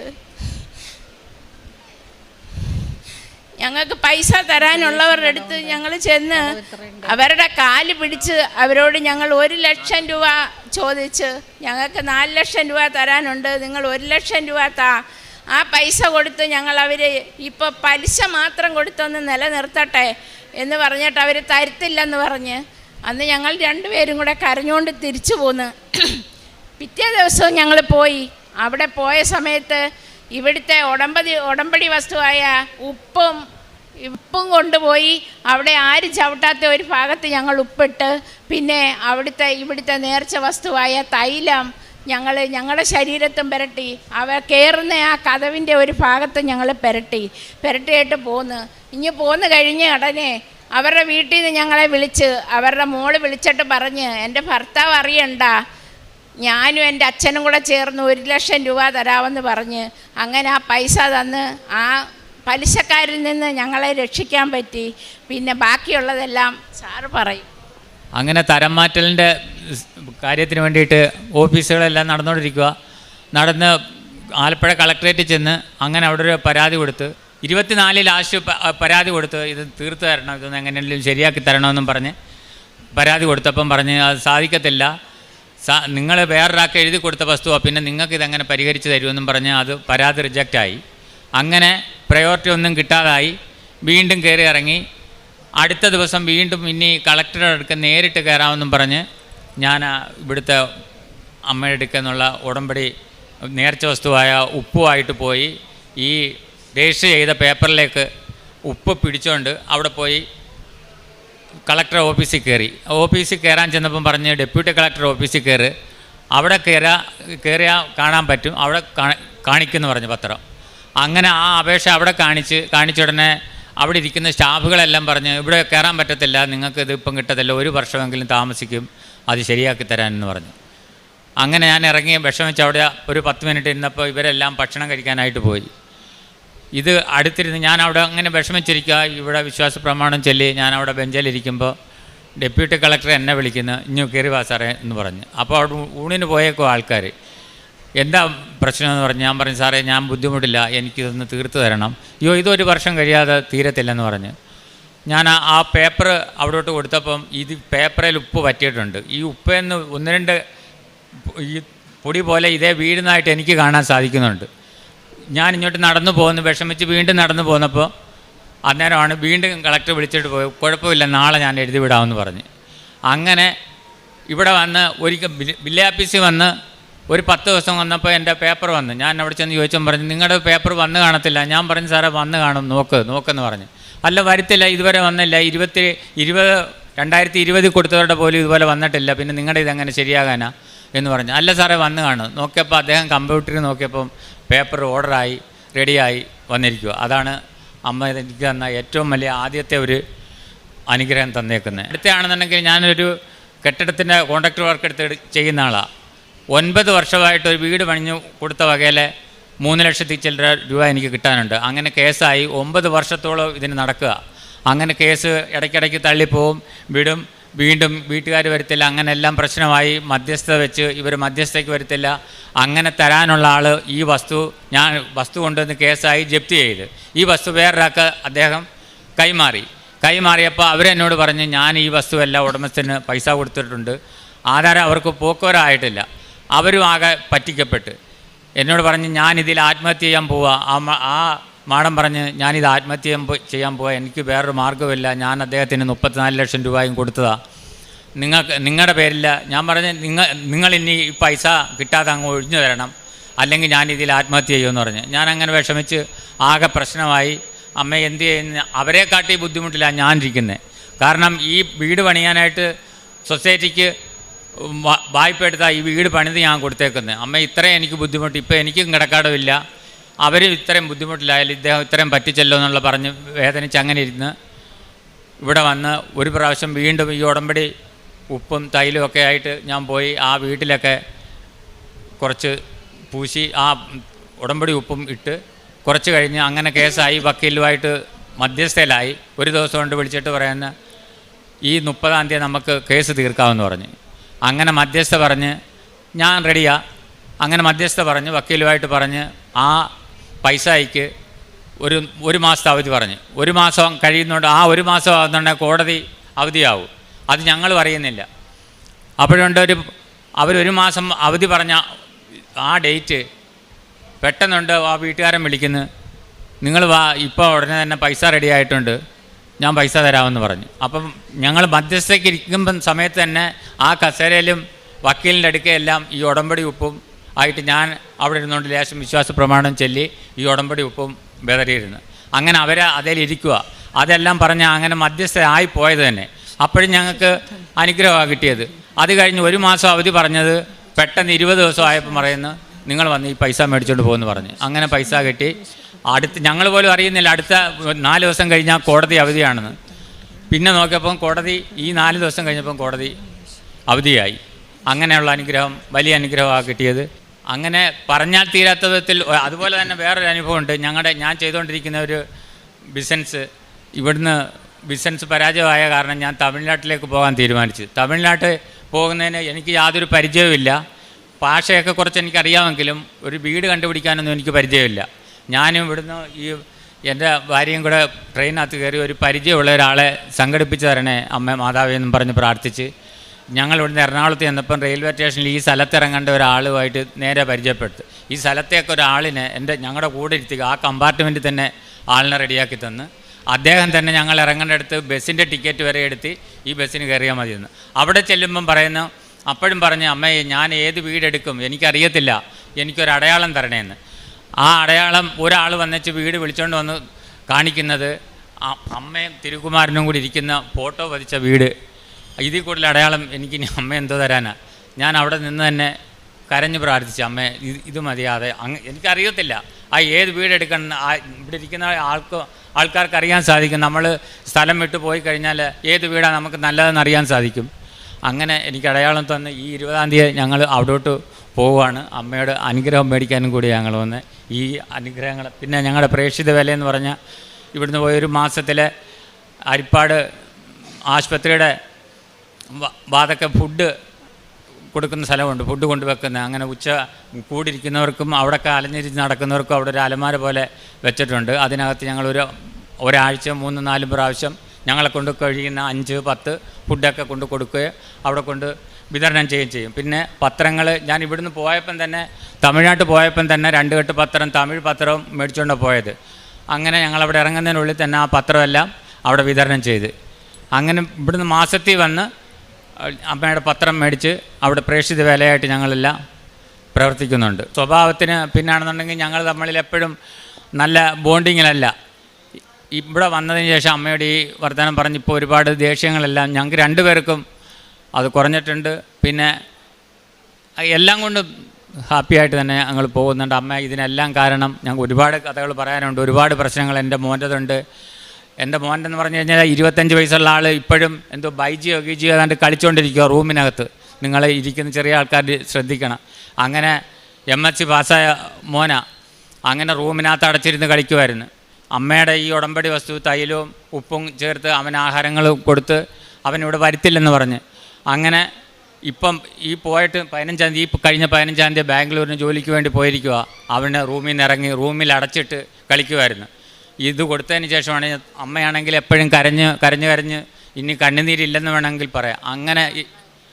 അങ്ങനെ വന്ന് മോനെ ഇവിടെ വരുത്തില്ലെന്ന് പറഞ്ഞ് ആ മോൻ ഇവിടെ വന്ന് 2 മണിക്കൂർ ഇരുന്ന് പ്രാർത്ഥിച്ചിട്ടാണ് പോയത്. ഇതൊക്കെ ഞങ്ങൾ അമ്മയോട് അമ്മയ്ക്കും ഈശോയ്ക്കും കോടാനുകൂടി നന്ദി പറയുന്നു. എൻ്റെ പേര് ലിസി ചാൾസ്. എറണാകുളം ജില്ലയിൽ പനങ്ങാട് നിന്നാണ് ഞാൻ വരുന്നത്. 2018 മെയ് 9-ാം തീയതിയാണ് ഞാൻ ഉടമ്പടി എടുക്കുന്നത്. ഇതിനു മുൻപ് 2 പ്രാവശ്യം ഈ അൾത്താരയിൽ കയറി എനിക്ക് ലഭിച്ച അനുഗ്രഹങ്ങളും കൃപകളുമൊക്കെ പറയുവാനുള്ള വലിയ ഭാഗ്യം എനിക്ക് ലഭിച്ചിട്ടുണ്ട്. പിന്നീട് 14-ാമത്തെ തവണ പുതുക്കിയപ്പോഴാണ് വീണ്ടും എനിക്ക് ഒരുപാട് അനുഗ്രഹങ്ങളാണ്, രോഗസൗഖ്യങ്ങളായിട്ടാണ് ഈശോ പരിശുദ്ധ അമ്മയിലൂടെ എനിക്ക് പ്രദാനം ചെയ്തത്. 35 വർഷം പഴക്കമുള്ള ഫൈബ്രോയിഡ് ഞാൻ എല്ലാ വർഷവും ഒരു 4-5 വർഷം വരെ അത് ചെക്കപ്പ് ചെയ്യുമായിരുന്നു. പിന്നീട് 2008-ലാണ് ഈ വിശുദ്ധ ധ്യാന കേന്ദ്രത്തിലേക്ക് വന്നു തുടങ്ങിയതിന് ശേഷം പിന്നെ ചെക്ക് ചെയ്യാൻ പോകാത്തൊരു സിറ്റുവേഷനായി. കാരണം പരിശുദ്ധ അമ്മ നമുക്കെല്ലാം തരും. അന്ന് ഉടമ്പടിയൊന്നും തുടങ്ങിയിട്ടില്ല എങ്കിലും നമുക്ക് ഭയങ്കര വിശ്വാസമാണ്. ആ വിശ്വാസത്തിൻ്റെ പേരിൽ അങ്ങോട്ട് കടന്നു പോകാൻ പിന്നെ ശ്രദ്ധിക്കാതെയായി. പക്ഷെ പിന്നീട് കുറേ നാൾ കഴിഞ്ഞപ്പോൾ എനിക്ക് ഭയങ്കര ബുദ്ധിമുട്ടുകളായി, പെയിനായി. അപ്പോഴും ഇവിടെ വന്ന് ഞാൻ ജോസഫ് അച്ഛനോട് പറഞ്ഞു. അച്ഛൻ പറഞ്ഞത്, അച്ഛൻ എനിക്ക് സൈത്ത് തന്നിട്ട് പറഞ്ഞു വിശുദ്ധ കുരിശ് വരച്ച് വിശ്വാസ പ്രമാണം ചൊല്ലി ആ ഭാഗത്ത് വടിവയറിൽ പുരട്ടുക എന്ന് പറഞ്ഞു. അത് കഴിഞ്ഞ് നമ്മൾ പിന്നെ ആ ശ്രദ്ധയില്ല. കാരണം പരിശുദ്ധ അമ്മ ഉടമ്പടിയിൽ നിൽക്കുന്ന എനിക്ക് സൗഖ്യം തന്നു എന്നെനിക്ക് പൂർണ്ണ വിശ്വാസം വന്നു. അതിന് ശേഷം ഞാനിവിടെ സാക്ഷ്യം വന്നതിനായിട്ട് ഇവിടെ വൈദികനടുത്ത് വന്നപ്പോൾ അച്ഛൻ പറഞ്ഞത് അത് പോരാ, റിപ്പോർട്ട് വേണം. പക്ഷേ ഈ റിപ്പോർട്ടിന് പോകാൻ എനിക്ക് വീണ്ടും ഒരു ഭയം. കാരണം എൻ്റെ വിശ്വാസത്തിൻ്റെ കുറവ് തന്നെയാണത്. അതങ്ങനെ നിന്ന സമയത്ത് വീണ്ടും എനിക്ക് പിന്നെ ഞാൻ അതിനെക്കുറിച്ച് ശ്രദ്ധിക്കുന്നില്ല. തൊണ്ടയിൽ ഒരു വലിയ പെയിൻ വന്നു. അത് ഞങ്ങളുടെ ദേവാലയത്തിൽ ഒരു ഗാനസന്ധ്യ നടത്തിയപ്പോൾ ഹൈ പിച്ചെടുത്ത് പാടിക്കഴിഞ്ഞപ്പോൾ എനിക്ക് അത്രയും പിച്ചെടുക്കാൻ പറ്റാത്തൊരാളാണ്. പക്ഷേ എൻ്റെ തൊണ്ട പൊട്ടി. എൻ്റെ വോക്കൽ കോഡിന് അത് സാധാരണ ഒരു അസിഡിറ്റി ആയിട്ടല്ല, അൾസർ രൂപത്തിൽ വന്നു. പക്ഷേ എനിക്കൊരു 3 മാസം വോയിസ് റെസ്റ്റ് പറഞ്ഞു. ഞാൻ ആകെ വിഷമിച്ചു പോയി. ആ സമയത്ത് ജോസഫ് അച്ഛൻ്റെ അടുത്ത് വന്ന് പറഞ്ഞു, അച്ഛാ എനിക്കതുപോലും പറയാൻ പറ്റുന്നില്ല. അച്ഛൻ അപ്പോഴും എനിക്ക് അച്ഛൻ തന്നെ പുരട്ടി തന്നു. വിശ്വാസപ്രമാണം ചൊല്ലാൻ പറഞ്ഞു. പിന്നെ ഞാൻ അതിനെക്കുറിച്ച് ശ്രദ്ധിക്കുന്നില്ല. അതും അങ്ങനെ അവിടെ നിൽക്കുകയാണ്. അത് കഴിഞ്ഞപ്പോഴാണ് സാക്ഷ്യം പറയണമെങ്കിൽ തെളിവ് വേണം. ഒരു ദിവസം എനിക്കിതുപോലെ എന്നെ വല്ലാത്ത ബുദ്ധിമുട്ട്, എനിക്ക് വോമിറ്റിങ്, മോഷൻ പോകാൻ ബുദ്ധിമുട്ട്. അപ്പോൾ എൻ്റെ വീട്ടിൽ പറഞ്ഞു ഇതിങ്ങനെ വെച്ചാൽ പോരാ, മമ്മി ഒന്ന് ഡോക്ടറെ കാണണം. അങ്ങനെ മെഡിക്കൽ ടെസ്റ്റിൽ ഡോക്ടറെ കണ്ടപ്പോഴാണ് പറഞ്ഞത് എത്ര വർഷമായി ഫൈബ്രോയിഡ് പോലെയുള്ള അങ്ങനെയുള്ള കാര്യങ്ങളുണ്ട്. ഞാൻ പറഞ്ഞു 35 വർഷമായല്ലോ ഡോക്ടറെ, എന്നൊന്ന് ചെക്ക് ചെയ്യാം, ഒരിത്തിരി പ്രോബ്ലം പോലെ ഉണ്ടല്ലോ എന്ന് പറഞ്ഞു. അപ്പോൾ എനിക്ക് ഭയമൊന്നുമില്ല, കാരണം പരിശുദ്ധ അമ്മ എനിക്ക് സൗഖ്യം തന്നിട്ടുണ്ട്. അപ്പോൾ അവർ ചെക്ക് ചെയ്ത് കഴിഞ്ഞപ്പോൾ പുറമേ മാത്രമാണ് ചെക്ക് ചെയ്യുന്നത്. അപ്പം ഞാൻ പറഞ്ഞു അത് പോരാ, എൻ്റെ യൂട്രസിനകത്ത് ചെക്ക് ചെയ്യണം. അപ്പോൾ ഡോക്ടർ എഴുതിയിട്ടില്ലല്ലോ. ഞാൻ പറഞ്ഞു ഡോക്ടർ എഴുതണ്ട, അപ്പം എനിക്കത് സാക്ഷ്യം പറയാനുള്ളതാണ്. അപ്പോൾ ഇത് ചെക്ക് ചെയ്യുന്ന കുട്ടി നമ്മുടെ കൃപാസനത്തിലെ ഒരു പ്രേക്ഷിതയാണ്. ആ കുട്ടി വേഗം എൻ്റെ യൂട്രസിനകത്ത് ചെക്ക് ചെയ്തിട്ട് പറഞ്ഞു, ടീച്ചറെ ഇങ്ങനെ ഒന്നും കാണുന്നില്ലല്ലോ, ഇങ്ങനൊരു സംഭവമില്ലല്ലോ. അതായത് ഒരു 4 സെൻറ്റിമീറ്റർ വലിപ്പമുള്ള ഒരു 4-5 മുഴകൾ എനിക്കുണ്ടായിരുന്നു. പക്ഷെ അത്ഭുതകരമായിട്ട് ജോസഫ് അച്ഛൻ്റെ കൈവപ്പ് ശുശ്രൂഷയിലൂടെ ആ ഉടമ്പടി തൈലം സൈത്ത് പുരട്ടലിലൂടെ എൻ്റെ രോഗം പൂർണ്ണമായും സൗഖ്യപ്പെട്ടു. ഇനി ഞാനതിന് റെക്കോർഡൊക്കെ കൊണ്ടുവന്നിട്ടുണ്ട്, തെളിവ് കൊണ്ടുവന്നിട്ടുണ്ട്. അങ്ങനെ ഇരുന്ന സമയത്ത് അൾസറിൻ്റെ ഈ വിഷയം എനിക്കുണ്ട്. എനിക്ക് സംസാരിക്കാൻ ബുദ്ധിമുട്ട്, പള്ളിയിൽ പോയി കഴിഞ്ഞാൽ എനിക്കൊന്ന് പാടാൻ ബുദ്ധിമുട്ട്. ഞാൻ ഡോക്ടറെ ചെന്ന് കണ്ടപ്പോൾ ഡോക്ടർ വോക്കൽ കോഡിൽ വീണ്ടും ഒരു സ്കാൻ ചെയ്തിട്ട് പറഞ്ഞു കുഴപ്പമൊന്നുമില്ലല്ലോ, ഒരു കുഴപ്പമൊന്നുമില്ല, അത്യാവശ്യം നന്നായിട്ടൊക്കെ സംസാരിച്ച് തുടങ്ങിയിരിക്കുക, 3 മാസം വോയിസ് റെസ്റ്റൊക്കെ എടുത്തതല്ലേ. ഇപ്പോൾ എന്നെ സംബന്ധിച്ച് എനിക്ക് ഭയങ്കര പാറലായിരുന്നു എൻ്റെ സൗണ്ടിന്.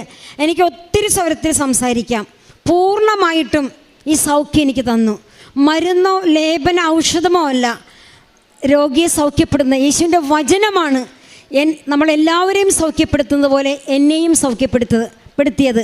അതുപോലെ തന്നെ ഞാൻ ചോദിക്കാത്തൊരു കാര്യം, എനിക്കൊരു 25 വയസ്സുള്ള കാലം മുതൽ തൈറോയിഡ് പേഷ്യൻ്റാണ് ഞാൻ. മരുന്ന് കഴിക്കും, ഒരുവിധപ്പെട്ട എല്ലാവർക്കും തന്നെയുള്ളൊരു അസുഖമാണ്. പക്ഷെ ഞാനിതുവരെ ചോദിച്ചിട്ടില്ല, മാറ്റിത്തരണമെന്ന് പറഞ്ഞിട്ടില്ല. പക്ഷെ ഡോക്ടർ ഈ അടുത്ത് ചെക്ക് ചെയ്തപ്പോഴാണ് പറഞ്ഞത് ഇനി തൈറോയിഡിനൊന്നും മരുന്ന് കഴിക്കണ്ട, അതെല്ലാം മാറി, ഇനി മരുന്നേ ആവശ്യമില്ല. അങ്ങനെ തൈറോയിഡ് മാറിക്കിട്ടി, എനിക്കതും പൂർണ്ണമായി സൗഖ്യം തന്നു. അതുപോലെ തന്നെ എൻ്റെ 2 ബ്രസ്റ്റിനും നല്ല പെയിനാണ്. പക്ഷെ വീട്ടിൽ ഞാൻ പറയില്ല, കാരണം എപ്പോഴും എന്തെങ്കിലും അസുഖങ്ങൾ പറയുന്നുണ്ട്. കൃപാസനത്തിൽ എപ്പോഴും പോകുന്ന ആളല്ലേ, പിന്നെ അവിടെ അത് മതിയല്ലോ. അപ്പം ഞാൻ വീട്ടിൽ പറഞ്ഞില്ല. പക്ഷേ ഈ ചെക്കപ്പിൻ്റെ ഇടയ്ക്ക് ഇതുകൂടി ഡോക്ടറോട് പറഞ്ഞു. അപ്പോൾ ഡോക്ടർ പറഞ്ഞു ഒരു വിഷയമില്ലല്ലോ, ഒക്കെ B1 ആണല്ലോ, നോർമൽ സ്റ്റേജ് ആണല്ലോ, ഇനി ഇങ്ങനെ വർഷം തോറും ചെക്കപ്പിനൊന്നും വരണ്ട കേട്ടോ, ഇതിനകത്തൊന്നും ഒരു പ്രോബ്ലം ഇല്ല, ഒരു ചെക്കപ്പിന് ഇയാൾ വരണ്ട. അങ്ങനെ 4 അസുഖങ്ങളാണ് എനിക്ക് ഈശോ പരിശുദ്ധ അമ്മയിലൂടെ സൗഖ്യപ്പെടുത്തി എനിക്ക് തന്നത്. അത് എൻ്റെ രോഗസൗഖ്യം മാത്രമാണ്, ബ്ലെസ്സിങ്സ് മാത്രമാണ്. പക്ഷെ ഇതിനേക്കാളൊക്കെ അത്ഭുതകരമായിട്ട് എനിക്ക് കിട്ടിയത് ആത്മീയമായിട്ടുള്ള എൻ്റെ വളർച്ചയാണ്. അതെൻ്റെ പ്രേക്ഷിത പ്രവർത്തനത്തിലൂടെയാണ്. പ്രേക്ഷിത പ്രവർത്തനം എന്ന് പറഞ്ഞാൽ കൃപാസനം പത്രം ഞാൻ ഇവിടെ നിന്ന് കൊണ്ടുപോകുമ്പോൾ 3 കെട്ടാണ് വാങ്ങുന്നത്. ഇത് ഞാൻ ബസ്സിൽ കൊടുക്കും. പക്ഷേ ബസ്സിൽ കൊടുക്കുമ്പോൾ ചിലപ്പോഴൊക്കെ വളരെ ഇഷ്ടമില്ലാത്ത രീതിയിൽ നമ്മുടെ പെരുമാറും. ഡ്രൈവർക്ക് വരെ ഞാൻ കൊടുക്കാറുണ്ട്, കണ്ടക്ടർക്ക് കൊടുക്കും, അടുത്തിരിക്കുന്നവർക്ക്. ചിലപ്പോൾ ബാക്കിലേക്ക് പോയിട്ട് ട്രാൻസ്പോർട്ട് ബസ്സിലാണല്ലോ, നല്ല തിക്കും തിരക്കുമായിരിക്കും. അപ്പോൾ ഏതാണ്ട് 2 കെട്ട് തീർന്നിട്ടുണ്ടാകും ഞാൻ എൻ്റെ പനങ്ങാട് മാടവനിൽ എത്തുമ്പോൾ. പിന്നെ 1 കെട്ട് എൻ്റെ പള്ളിയിൽ ഓരോരുത്തർക്കും ഞാൻ പ്രാർത്ഥിച്ചിട്ട് കൊടുക്കുന്നതിൻ്റെ കാരണം എനിക്ക് കിട്ടിയ രോഗസൗഖ്യം എൻ്റെ ബന്ധുക്കൾക്കും എൻ്റെ സഹോദരങ്ങൾക്ക് ലഭിക്കണമെന്നുള്ള നിർബന്ധ ബുദ്ധിയോട് തന്നെയാണ് ഞാൻ കൊടുക്കുന്നത്. ഒരിക്കൽ ഒരു പത്രം കൊടുത്തപ്പോൾ നമ്മുടെ ക്രിസ്ത്യൻ തന്നെയാണ് എൻ്റെ അടുത്തേക്ക് വലിച്ചെറിഞ്ഞിട്ട് തന്നിട്ട് പറഞ്ഞു, എൻ്റെ ടീച്ചറെ ഞങ്ങൾക്ക് ഇതിൻ്റെ ഒന്നും ആവശ്യമൊന്നുമില്ല, മാതാവ് ഞങ്ങൾക്ക് എല്ലാം തന്നിട്ടുണ്ട്. എന്നാലും എനിക്ക് പണ്ടെൻ്റെ സ്വഭാവം അനുസരിച്ച് എനിക്ക് പെട്ടെന്ന് ദേഷ്യം വരുമായിരുന്നു. പക്ഷേ ഞാൻ സത്യത്തിൽ എനിക്ക് എൻ്റെ ഹൃദയത്തിൽ ആ വ്യക്തിയോട് ഒരു അനുതാപമാണ് തോന്നിയത്. എനിക്ക് എൻ്റെ ഉണ്ടായ ആത്മീയമായ വളർച്ചയെന്ന് പറഞ്ഞാൽ അത് തന്നെയാണ്. അനുതാപത്തിലൂടെ പരിശുദ്ധ അമ്മയിലൂടെ കടക്കാനുള്ള വലിയൊരു കൃപ എനിക്ക് പരിശുദ്ധ അമ്മ വഴി ഈശോ എനിക്ക് തന്നിട്ടുണ്ട്. കൂടാതെ ഞങ്ങളുടെ അടുത്ത പാലിയേറ്റീവ് കെയർ യൂണിറ്റ് ഉണ്ട്. 15 അമ്മമാരുള്ളതാണ്. ഒരു 10 സിസ്റ്റേഴ്സും ഉണ്ട്.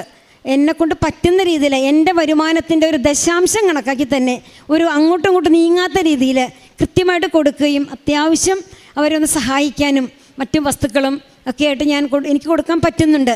അതുപോലെ ഞാനൊരു വിൻസെൻഷൻ പ്രവർത്തകയായതുകൊണ്ട് ഒരുപാട് വീടുകൾ സന്ദർശിക്കാൻ പറ്റും. ഇപ്പം ഞങ്ങളുടെ ഗ്രൂപ്പായിട്ട് പോകുന്നതിന് കൂടെ ഒരുമിച്ച് ഞങ്ങൾ കൊടുക്കുന്നൊരു ദത്ത് സഹായമൊക്കെ ഉണ്ട്. അതുകൂടാതെ ഞാൻ ഒറ്റയ്ക്ക് പോകും. കാരണം എൻ്റെ പ്രേക്ഷിത പ്രവർത്തനം ഞാൻ എൻ്റെ പരിശുദ്ധ അമ്മയോട് ഉടമ്പടി ചെയ്തിട്ടുണ്ട്. ആ പ്രേക്ഷിത പ്രവർത്തനത്തിലൂടെ അതിനെനിക്ക് കയ്യും കണക്കൊന്നുമില്ല. എനിക്കുള്ളതിൽ നിന്ന് ഞാൻ എൻ്റെ സ്വന്തം ആവശ്യങ്ങളൊക്കെ അങ്ങ് മാറ്റി വെച്ചിട്ട് എൻ്റെ ചിലവുകളൊക്കെ ചുരുക്കിയിട്ട് എൻ്റെ കൂടുതലുള്ള ദൂർത്തെല്ലാം മാറ്റിയിട്ട് ആഡംബരമൊക്കെ മാറ്റിയിട്ട് അതിൽ നിന്ന് പങ്ക് കൊടുക്കാൻ, അതൊക്കെ എനിക്ക് അനുതാപത്തിലൂടെ ഈ കാരുണ്യ പ്രവൃത്തിയിലൂടെയാണ് ഈശോ എനിക്ക് തന്നത്. ആ അമ്മയിലൂടെ കിട്ടിയ വേറൊരു ഗുണം, 4 ജപമാല ഞാൻ എല്ലാ ദിവസവും ചൊല്ലും. അതെൻ്റെ ജീവിത പങ്കാളി ആദ്യമൊന്നും അങ്ങനെ എന്നെ ശ്രദ്ധിക്കേണ്ടായി. പക്ഷേ അദ്ദേഹത്തിനും ഈ ഇടയായിട്ട് ഞങ്ങൾക്ക് വലിയൊരു സഹനമുണ്ട്.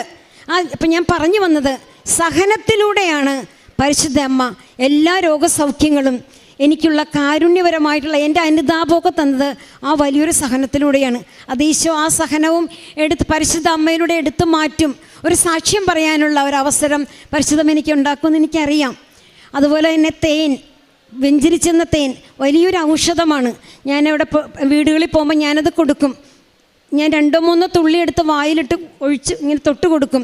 അപ്പോൾ ഇവരൊക്കെ എന്നെ കാണുമ്പോൾ പറയും, ടീച്ചറെ മാറിപ്പോയിട്ടോ, ആ രോഗം മാറി എനിക്ക് പിന്നെ വന്നിട്ടില്ല. അതുപോലെ ഞങ്ങളുടെ ഒരു അച്ഛൻ, ഫാദർ മാത്യു ഡിക്കുഞ്ഞ അച്ഛനൊരിക്കൽ ഒരു കുഞ്ഞ് ആക്സിഡൻ്റ് ഉണ്ടായി. അപ്പം ഞാൻ ഈ ഉടമ്പടി തൈരോപരം അച്ഛനെ കാണാൻ പോകുന്നു. അപ്പോൾ അച്ഛൻ്റെ കയ്യിൽ സ്റ്റിച്ചൊക്കെ ഇട്ടിട്ടുണ്ട്. ഞാനതെടുത്ത്, അച്ഛൻ ഞാൻ പുരട്ടിക്കോട്ടെ, കാരണം വൈദികരാകുമ്പോൾ നമ്മൾ അങ്ങനെ അങ്ങ് ചോദിക്കാണ്ട് തൊടാൻ പാടില്ല. വിശുദ്ധിയോടുകൂടി ഞാനത് തൊട്ട് പുരട്ടിക്കോട്ടെ. അച്ഛൻ പറഞ്ഞു പുരട്ടിക്കോ ടീച്ചർ തൊട്ടോ. പക്ഷേ പിറ്റേ ദിവസം അച്ഛൻ്റെ വിവരം അറിയാൻ ചെന്നപ്പോൾ എൻ്റെ അടുത്ത് പറഞ്ഞു, ഇത് ഭയങ്കര ഹീലിംഗ് ആണ് കേട്ടോ ടീച്ചറെ, വിട്ടുമാറിപ്പോയി. അപ്പോൾ ഇതൊക്കെ കേൾക്കുമ്പോൾ ഞാൻ വിശ്വാസത്തിലും വിശ്വസ്തതയിലും നിൽക്കുന്നതുകൊണ്ട് പരിശുദ്ധ അമ്മ എനിക്ക് തരുന്ന കൃപകൾ തന്നെയാണ്. അതിലേറെ എനിക്ക് പറയാനുള്ളത്, എല്ലാ ദിവസവും ദിവ്യബലിയിൽ എനിക്ക് 20 മിനിറ്റ് നടന്നു പോകണം. പക്ഷെ എനിക്ക് വണ്ടിയില്ല, വണ്ടി ഓടിക്കാൻ എൻ്റെ വീട്ടിൽ സമ്മതിക്കില്ല. അപ്പം ഞാനൊരു പരാതി എപ്പോഴും പറയും, എനിക്ക് പഠിക്കാൻ എനിക്ക് ആഗ്രഹം ഉണ്ടെങ്കിൽ എന്നെ പഠിപ്പിച്ചില്ലല്ലോ. പക്ഷേ ഇന്നലെ ജോസഫ് അച്ഛൻ്റെ ഉടമ്പടി ധ്യാനത്തിലൊരു കാര്യം കേട്ടു, കാറുണ്ടെങ്കിൽ ഞാൻ പള്ളിയിൽ വരാം, കാറില്ലാത്തതുകൊണ്ട് വണ്ടി ഇല്ലാത്തതുകൊണ്ട് ഞാൻ പള്ളിയിൽ വരുന്നില്ല. അപ്പോൾ അതുകൊണ്ട് അതല്ല ഒരു മാനദണ്ഡമല്ലത്. നിങ്ങൾ നടന്നു പോവുക, നിങ്ങൾക്ക് ആരോഗ്യം കിട്ടും. അപ്പോൾ ആ ഒരു വചനം കേട്ടപ്പോൾ എനിക്ക് ശരിക്കും അനുതാപം തോന്നി. എൻ്റെ ജീവിത പങ്കാളിയോട് പരാതി പറഞ്ഞിരുന്നു. അപ്പം ഞാൻ പറഞ്ഞു, ഇനി ഞാൻ പരാതി പറയില്ല, എൻ്റെ 2 കാലിനും തേയ്മാനമുണ്ട്. പക്ഷേ ഇന്നലത്തെ ആരാധനയുടെ സമയത്ത് എൻ്റെ ഇടത് കാലിന് രോഗസൗഖ്യത്തിൻ്റെ സമയത്ത് പൂർണ്ണമായിട്ടും തേയ്മാനം മാറി എന്ന് ഞാൻ വിശ്വസിക്കുകയാണ്. വലത് കാലുണ്ട്, അത് ഈശോ എനിക്ക് എൻ്റെ സഹനം കൂടുമ്പോൾ ഈശോ എനിക്ക് പരിശുദ്ധം എനിക്ക് തരുമെന്ന് എനിക്കറിയാം. കൂടാതെ വചനത്തിലേക്ക് എനിക്ക് വചനം വായിക്കാൻ ഭയങ്കര കൊതിയായിരുന്നു. ഞാൻ ഇവിടെ അച്ഛൻ്റെ അടുത്ത് വന്ന് പറയും, അച്ഛാ എനിക്ക് വചനം വായിക്കാൻ ഭയങ്കര ഇഷ്ടമാണ്, പ്രാർത്ഥിക്കാമെന്ന് എന്നച്ഛൻ പറയും. പക്ഷേ ഞാൻ വായിക്കുന്ന വചനം അരമണിക്കൂറൊന്നുമല്ല, ചിലപ്പോൾ 4 മണിക്കൂറൊക്കെ ഇരുന്നങ്ങ് പറയും, വായിച്ചുകൊണ്ടിരിക്കും. അപ്പോൾ വചനം വായിക്കാനുള്ള കൃപയും കൂടി എനിക്ക് ഈശോ തന്നിട്ടുണ്ട്, പരിശുദ്ധമ്മ തന്നിട്ടുണ്ട്. ആത്മീയമായിട്ട് എൻ്റെ കുടുംബം ഒത്തിരി പ്രാർത്ഥനയിലാണ്. അതാണ് എനിക്ക് രോഗസൗഖ്യത്തെക്കാളൊക്കെ ഏറെ ഞാൻ ആഗ്രഹിച്ചത്. എനിക്ക് നിത്യജീവനാണ് ഞാൻ ആഗ്രഹിക്കുന്നത്. ആ വചനത്തിലൂടെ എന്നെ വിശുദ്ധീകരിച്ച് നിത്യജീവൻ അവകാശമാക്കുക. അച്ഛനത് തന്നെയാണ് എപ്പോഴും പറയുന്നത്. ഇതൊക്കെ വിട്ടുപോകും, ഭൗതികമായിട്ടുള്ള നിത്യജീവന് വേണ്ടി നമ്മൾ ഒരുങ്ങുക. അപ്പോൾ യോഹന്നാൻ സുവിശേഷത്തിൽ 2:5 പറയുന്നുണ്ട്, അവൻ പറയുന്നത് പോലെ ചെയ്യുവിൻ. അപ്പം അതിലെല്ലാം കടന്നു വന്നപ്പോൾ എൻ്റെ കാരുണ്യ പ്രവർത്തികളൊക്കെ കൂടി എനിക്ക് അനുതാപം തന്നു. എനിക്കൊരു വിശുദ്ധമായ ജീവിതം നയിക്കാൻ പരിശുദ്ധ അമ്മ എന്നെ ഏറെ സഹായിക്കുന്നുണ്ട്, കൊന്തയെല്ലാം പറ്റുന്നുണ്ട്. ദിവ്യബലി അർപ്പണത്തിലൂടെ എനിക്ക് ഒത്തിരി കൃപകൾ ഈശോ തരുന്നുണ്ട്. ഒരുപാട് എല്ലാ കാര്യങ്ങൾക്കും എനിക്ക് തന്ന എല്ലാ അനുഗ്രഹങ്ങൾക്കും എല്ലാ കൃപകൾക്കും എല്ലാ രോഗസൗഖ്യത്തിനും ഈശോയ്ക്കും പരിശുദ്ധ അമ്മയ്ക്കും 1000 നന്ദി പറഞ്ഞുകൊണ്ട് ഒരിക്കൽ കൂടി അമ്മയ പ്രത്യക്ഷമായ ഈ പുണ്യഭൂമിയിൽ കാലുകുത്തുവാൻ അമ്മ അനുവദിച്ചതിനെ ഓർത്ത് ദൈവത്തിന് നന്ദി പറയുന്നു. ഞാൻ ഷിജു മാത്യു, കാനഡയിലെ ന്യൂ ബ്രൗൺസ്വിക്ക് എന്ന പ്രൊവിൻസിൽ നിന്നും വരികയാണ്. 2025 മാർച്ച് 14 ഞാൻ ആദ്യമായി ഇവിടെ വന്ന് ഉടമ്പടി എടുത്ത് പ്രാർത്ഥിച്ച് അനുഗ്രഹം പ്രാപിച്ചു പോയതിൻ്റെ ഒരു പിന്തുടർച്ച പറയുവാൻ വേണ്ടിയാണ് ഞാൻ ഇന്നിവിടെ വന്നിരിക്കുന്നത്. 10 വർഷത്തിന് മേലെയായി എന്നെ അലട്ടിക്കൊണ്ടിരുന്ന പാങ്ക്രിയാറ്റൈറ്റിസിൻ്റെ ഒരു അസുഖമുണ്ടായിരുന്നു. ഈ 10 വർഷത്തിനിടയ്ക്ക് നിരവധി ആശുപത്രികളിൽ കൂടി പോയി അതിനുള്ള ട്രീറ്റ്മെൻറ്റൊക്കെ ചെയ്തെങ്കിലും അതിൻ്റെ കാരണം കണ്ടുപിടിക്കുവാൻ ഇന്നേ വരെ ആർക്കും കഴിഞ്ഞിട്ടില്ലായിരുന്നു. ഇവിടെ വന്ന് ഉടമ്പടി എടുത്ത് നാട്ടിൽ പോയി ഒരു സ്കാൻ ചെയ്ത് കഴിഞ്ഞപ്പോൾ എൻ്റെ പാങ്ക്രിയാസിനകത്ത് നിറയെ കല്ലുകൾ രൂപപ്പെട്ടിരിക്കുന്നു. ആദ്യം മുതലേ ഡോക്ടേഴ്സൊക്കെ പറയുന്നൊരു കാര്യമുണ്ടായിരുന്നു, എന്തെങ്കിലും രീതിയിൽ ഒരു കാരണം കണ്ടുപിടിച്ചാൽ നമുക്കിതിന് ചികിത്സ ചെയ്യാമെന്ന്. അതിന് 3 മാസം മുമ്പ് വരെ സ്കാനിങ്ങും എല്ലാം ചെയ്തിട്ടും ഒരു കാരണവും കണ്ടുപിടിക്കാതിരുന്നിട്ടും ഇവിടെ വന്ന് ഉടമ്പടി എടുത്തതിന് ശേഷം ചെയ്ത ആ സ്കാനിങ്ങിൽ ഈ ഒരു സ്റ്റോണുകൾ കണ്ടെത്തുകയും അത് നീക്കം ചെയ്ത് എൻ്റെ എല്ലാ പ്രോബ്ലങ്ങൾക്കും ഇന്നുവരെ ഒരു ശാശ്വതമായ പരിഹാരം തന്ന അമ്മയ്ക്ക് 1000 നന്ദി പറയുന്നു. അതിനുശേഷം അതിനു മുമ്പ് ഒരു 3 മാസം 4 മാസമൊക്കെ കൂടുമ്പോൾ കഠിനമായ വേദന വന്നുകൊണ്ടിരുന്നതാണ്. ഇപ്പോൾ 6 മാസമായി ദൈവാനുഗ്രഹത്താൽ ഞാൻ ഇതുവരെ യാതൊരുവിധ വേദനയും അനുഭവിക്കേണ്ടി വന്നിട്ടില്ല. ഒരിക്കൽ കൂടി അമ്മയ്ക്കും ദൈവ തിരുകുമാരനും നന്ദി പറയുന്നു.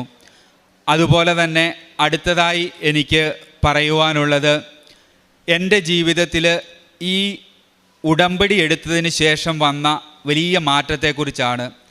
പലപ്പോഴും നിരാശയും അല്ലെങ്കിൽ ഡിപ്രഷൻ്റെയൊക്കെ സ്ഥലങ്ങളിലൂടെ കടന്നു പോയിക്കൊണ്ടിരുന്നപ്പോൾ, അല്ലെങ്കിൽ വേറൊരു അവസ്ഥയിലൂടെ ഓരോ അസുഖങ്ങളും അല്ലെങ്കിൽ ഓരോ പ്രതീക്ഷ ഇല്ലാത്ത അവസരങ്ങളും വരുമ്പോൾ പലപ്പോഴും ദൈവത്തിൽ നിന്ന് അല്ലെങ്കിൽ ഒരു പ്രാർത്ഥനയിൽ പോലും വിശ്വാസമില്ലാത്ത അവസ്ഥകളിലൂടെയൊക്കെ കടന്നു പോയിട്ടുണ്ടെങ്കിലും ഇപ്പോൾ ഞാനും എൻ്റെ കുടുംബവും പൂർണ്ണമായും വിശ്വസിക്കുന്നു, ഓരോ വേദനകളും ഓരോ ക്ലേശങ്ങളും യാതനകളുടെയും അപ്പുറം ദൈവം നമുക്കായി ഒരുക്കിയ പ്രത്യാശയുടെ ആ ഒരു പുണ്യഭൂമി നമുക്കായി കാത്തിരിപ്പുണ്ടെന്ന്.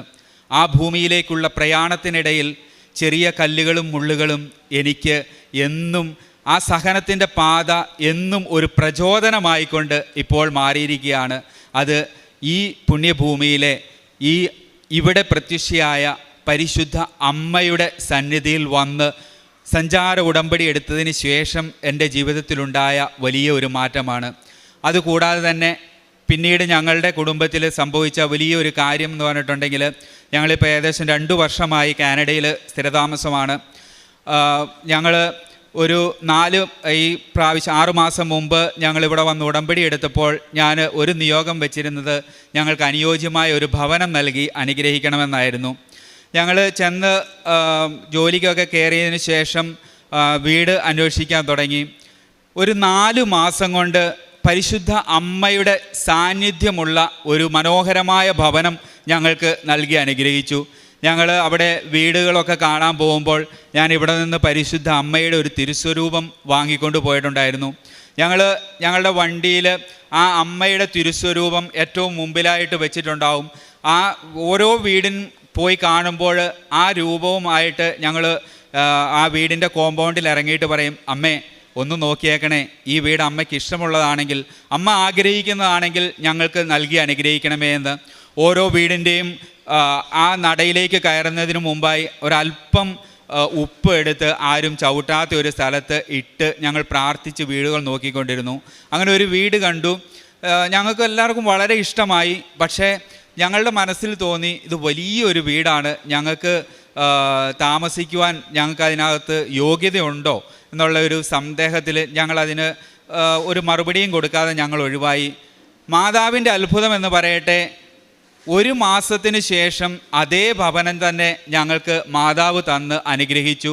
ഞങ്ങൾക്ക് ഒതുങ്ങുന്ന ഒരു ബഡ്ജറ്റിൽ ഞങ്ങൾക്ക് അനുയോജ്യമായ ആ ഭവനം തന്നതിന് അമ്മയ്ക്ക് നന്ദി സൂചകമായിട്ട് ആ ഭവനത്തിലേക്ക് കയറി വരുമ്പോൾ ഇടതുവശത്തായിട്ട് ഏറ്റവും പ്രധാനപ്പെട്ട ഒരു മുറി തന്നെ ഞങ്ങൾ അമ്മയുടെ സാന്നിധ്യത്തിന് വേണ്ടി ഒരു പ്രാർത്ഥനാ മുറിയായിട്ട് മാറ്റി അതിനെ ഞങ്ങൾക്ക് അമ്മയുടെ സമ്മാനത്തിന് നന്ദിയായിട്ട് ഞങ്ങൾ അർപ്പിച്ചിരിക്കുകയാണ്. അതുപോലെ തന്നെ നമ്മുടെ ജോസഫ് അച്ഛൻ്റെ ആ ഒരു ഡെയിലി ബ്രെഡ്, ആ ഒരു പ്രാർത്ഥനയുടെ അനുഗ്രഹം നമ്മുടെ ജീവിതത്തിൽ എന്നും അനുഗ്രഹമാണ്. രാവിലെ അത് ശ്രവിച്ചതിന് ശേഷം അനുഗ്രഹം വാങ്ങിപ്പോയിട്ടുണ്ടെങ്കിൽ നമുക്കൊരിക്കലും പരാജയം വരില്ല എന്നുള്ളതിൻ്റെ ഏറ്റവും വലിയൊരു സാക്ഷ്യമാണ് എൻ്റെ ജീവിതത്തിൽ അടുത്തതായി ഞാൻ പറയാൻ പോകുന്നത്. എൻ്റെ വീട്ടിൽ നിന്ന് ജോലി സ്ഥലത്തേക്ക് 40 മിനിറ്റ് ഡ്രൈവ് ചെയ്യണം. അപ്പോൾ സ്ഥിരമായിട്ട് ഞാൻ ചെയ്യുന്നത് ഡെയിലി ബ്രെഡ് കേൾക്കും. അവർ ഡെയിലി ബ്രെഡ് രാവിലെ നമ്മളൊരു 5:45 ആകുമ്പോഴാണ് ജോലിക്ക് പോകുന്നത്. ആ സമയത്ത് കേട്ടുകൊണ്ട് പോകും. അതിനുശേഷം ഒരു വിശുദ്ധ കുർബാനയും കൂടെ പങ്കെടുത്ത് കഴിയുമ്പോഴത്തേക്ക് ഞങ്ങൾ ജോലി സ്ഥലത്തെത്തും. അങ്ങനെ പോയി ഒരു ദിവസം ഞാനൊരു രോഗിക്ക് ഒരു ഇഞ്ചക്ഷൻ കൊടുത്തു. അതൊരു പ്രത്യേകതരം ഇഞ്ചക്ഷനാണ്. 3 മാസം കൂടുമ്പോൾ ക്യാൻസർ രോഗിക്ക് കൊടുക്കുന്ന ഒരു ഇഞ്ചക്ഷനാണ്. അത് അതിൻ്റെ ഇഞ്ചക്ഷൻ്റെ മരുന്ന് ഒരു പ്രത്യേക തരത്തിലാണ് നമുക്ക് കിട്ടുന്നത്. അത് മിക്സ് ചെയ്ത് അത് സിറിഞ്ച് ഊരി നീഡിൽ ഘടിപ്പിച്ചതിന് ശേഷം നമ്മൾ രോഗിക്ക് കൊടുക്കുകയാണ് ചെയ്യുന്നത്. ഞാൻ എല്ലാ ഡോക്യുമെൻറ്റേഷനും ചെയ്തു, കമ്പ്യൂട്ടറിൽ എല്ലാ ഡോക്യുമെൻറ്റേഷനും ചെയ്തു. പക്ഷേ ബുക്കിൽ മെഡിസിൻ കൊടുത്ത ഭാഗത്ത് സൈൻ ചെയ്യാൻ മറന്നുപോയി. പിറ്റേ ദിവസം എന്നെക്കാളും വളരെ സീനിയറായിട്ടുള്ള ഒരു നേഴ്സ് വന്നു. ആ നേഴ്സ് ബുക്ക് നോക്കി. അതിനുശേഷം ബുക്കിൽ ആ ഇഞ്ചക്ഷൻ കൊടുത്തതായിട്ടുള്ളത് കാണാത്തത് കൊണ്ട് അവർ ആ ഇഞ്ചക്ഷൻ എടുത്ത് പ്രിപ്പയർ ചെയ്തു. ആ ഇഞ്ചക്ഷൻ പ്രിപ്പയർ ചെയ്ത് കഴിഞ്ഞിട്ടുണ്ടെങ്കിൽ ആ സിറിഞ്ച് വളരെ നിഷ്പ്രയാസം നമുക്ക് ഊരി അത് സെപ്പറേറ്റ് ആക്കി നീഡിൽ ഘടിപ്പിച്ച് ഇഞ്ചക്റ്റ് ചെയ്യാവുന്നതേ ഉള്ളൂ. ആ നേഴ്സാണെങ്കിൽ സ്ഥിരമായിട്ട് അത് ചെയ്തുകൊണ്ടിരിക്കുന്ന ഒരു പ്രൊസീജിയറുമാണ്. അവർ അന്നത്തെ ദിവസം എന്ത് ചെയ്തിട്ടും ആ നീഡിൽ അല്ലെങ്കിൽ ആ സിറിഞ്ച് വേർപെട്ട് വരുന്നില്ല. ഒരു 10-15 മിനിറ്റ് അവർ ട്രൈ ചെയ്തു, ഒരു രക്ഷയുമില്ല. അവസാനം ഞാൻ അന്ന് താഴത്തെ ഫ്ലോറിലായിരുന്നു. അവർ താഴെ എൻ്റെ അടുത്ത് കൊണ്ടുവന്നു. ഷിജു, ഇതൊന്ന് തുറന്നു തരാമോ, ആ രോഗിക്ക് കൊടുക്കാനുണ്ടെന്ന് പറഞ്ഞു. അപ്പോൾ ഞാൻ നോക്കുമ്പോൾ ഞാൻ ഇന്നലെ കൊടുത്ത ഇഞ്ചക്ഷൻ ആണല്ലോ, ഈസി ആണല്ലോ എന്ന് പറഞ്ഞ് ഞാൻ തുറന്നു. അപ്പോൾ പെട്ടെന്ന് എൻ്റെ മനസ്സിൽ തോന്നി, അയ്യോ ഇത് ആർക്കാ കൊടുക്കാനുള്ളത്, ഇവിടെ ഒരു രോഗിക്കാണല്ലോ ഇത് കിട്ടുന്നത്. ഞാൻ അന്നേരം ചോദിച്ചു, സിസ്റ്റർ ഇത് ആർക്കാ കൊടുക്കാൻ പോകുന്നതെന്ന് ചോദിച്ചു. അപ്പോൾ അവർ പറഞ്ഞു ഇന്ന രോഗിക്കാന്ന് പറഞ്ഞു. ഞാൻ പറഞ്ഞു അയ്യോ ഞാനത് ഇന്നലെ കൊടുത്തതാണല്ലോ, ഞാൻ കമ്പ്യൂട്ടറിലെല്ലാം സൈൻ ചെയ്തിട്ടുണ്ട്, പക്ഷെ അവർ പറഞ്ഞു ബുക്കിൽ സൈൻ ചെയ്തിട്ടില്ല, അതുകൊണ്ടാണ് ഞാനിത് കൊടുക്കാൻ വന്നതെന്ന്.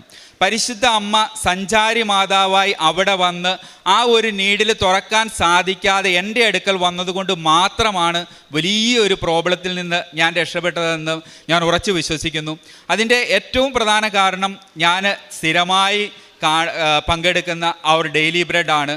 അത് നമ്മുടെ ജീവിതത്തിൽ കൊണ്ടുവരുന്ന അത്ഭുതങ്ങൾക്ക് ഒരിക്കലും ഒരു തടസ്സമില്ലാത്ത അത്ഭുതമാണ്. അതിനുവേണ്ടി നമുക്ക് എല്ലാവർക്കും ഇനിയും ആ ഒരു ഡെയിലി ബ്രെഡും എൻ്റെ ജീവിതത്തിൽ ഒരിക്കലും ഇനി അത് മുടക്കില്ല എന്നുള്ള ഒരു പ്രതിജ്ഞയിലാണ് ഞാനിപ്പോഴും മുൻപോട്ട് പോയിക്കൊണ്ടിരിക്കുന്നത്.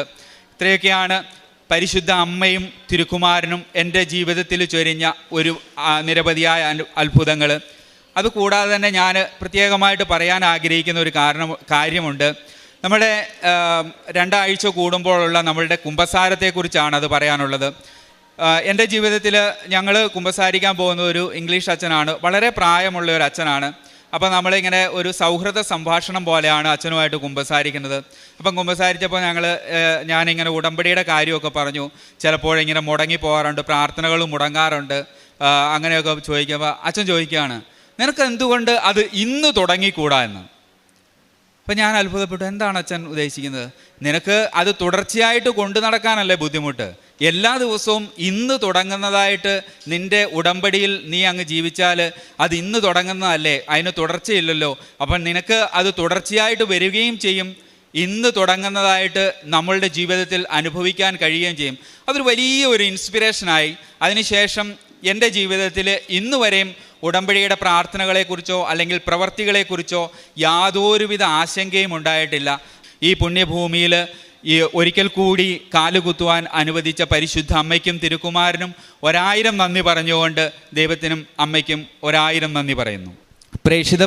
പ്രേക്ഷിത പ്രവർത്തനമായിട്ട് ഞങ്ങൾ ചെയ്യുന്നത്, ഞാനവിടെ കാറ്റഗിസം പഠിപ്പിക്കുന്നുണ്ട്, അതൊരു കാര്യം. അതുകൂടാതെ തന്നെ നമുക്ക് അവിടെ ഫുഡ് ബാങ്കിൽ നമ്മൾ എല്ലാ മാസവും ഒരു നിശ്ചിത തുക സംഭാവനയായിട്ട് കൊടുക്കാറുണ്ട്.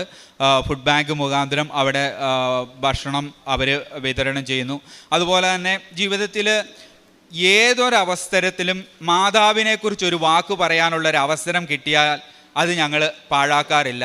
ജീവിതത്തിലെ എന്ത് കാര്യങ്ങളെക്കുറിച്ചും പറഞ്ഞിട്ടുണ്ടെങ്കിൽ ഞങ്ങളത് മാതാവ് വഴിയായിട്ട് ഞങ്ങൾക്ക് കിട്ടിയ എന്തെങ്കിലും ഒരു കാര്യത്തെക്കുറിച്ച് ഒരാളോട് പറയുവാൻ, അല്ലെങ്കിൽ ഞങ്ങൾ പരിചയപ്പെടുന്ന ഒരാളോട് പറയുവാൻ ഞങ്ങൾ എപ്പോഴും ശ്രദ്ധിക്കാറുണ്ട്.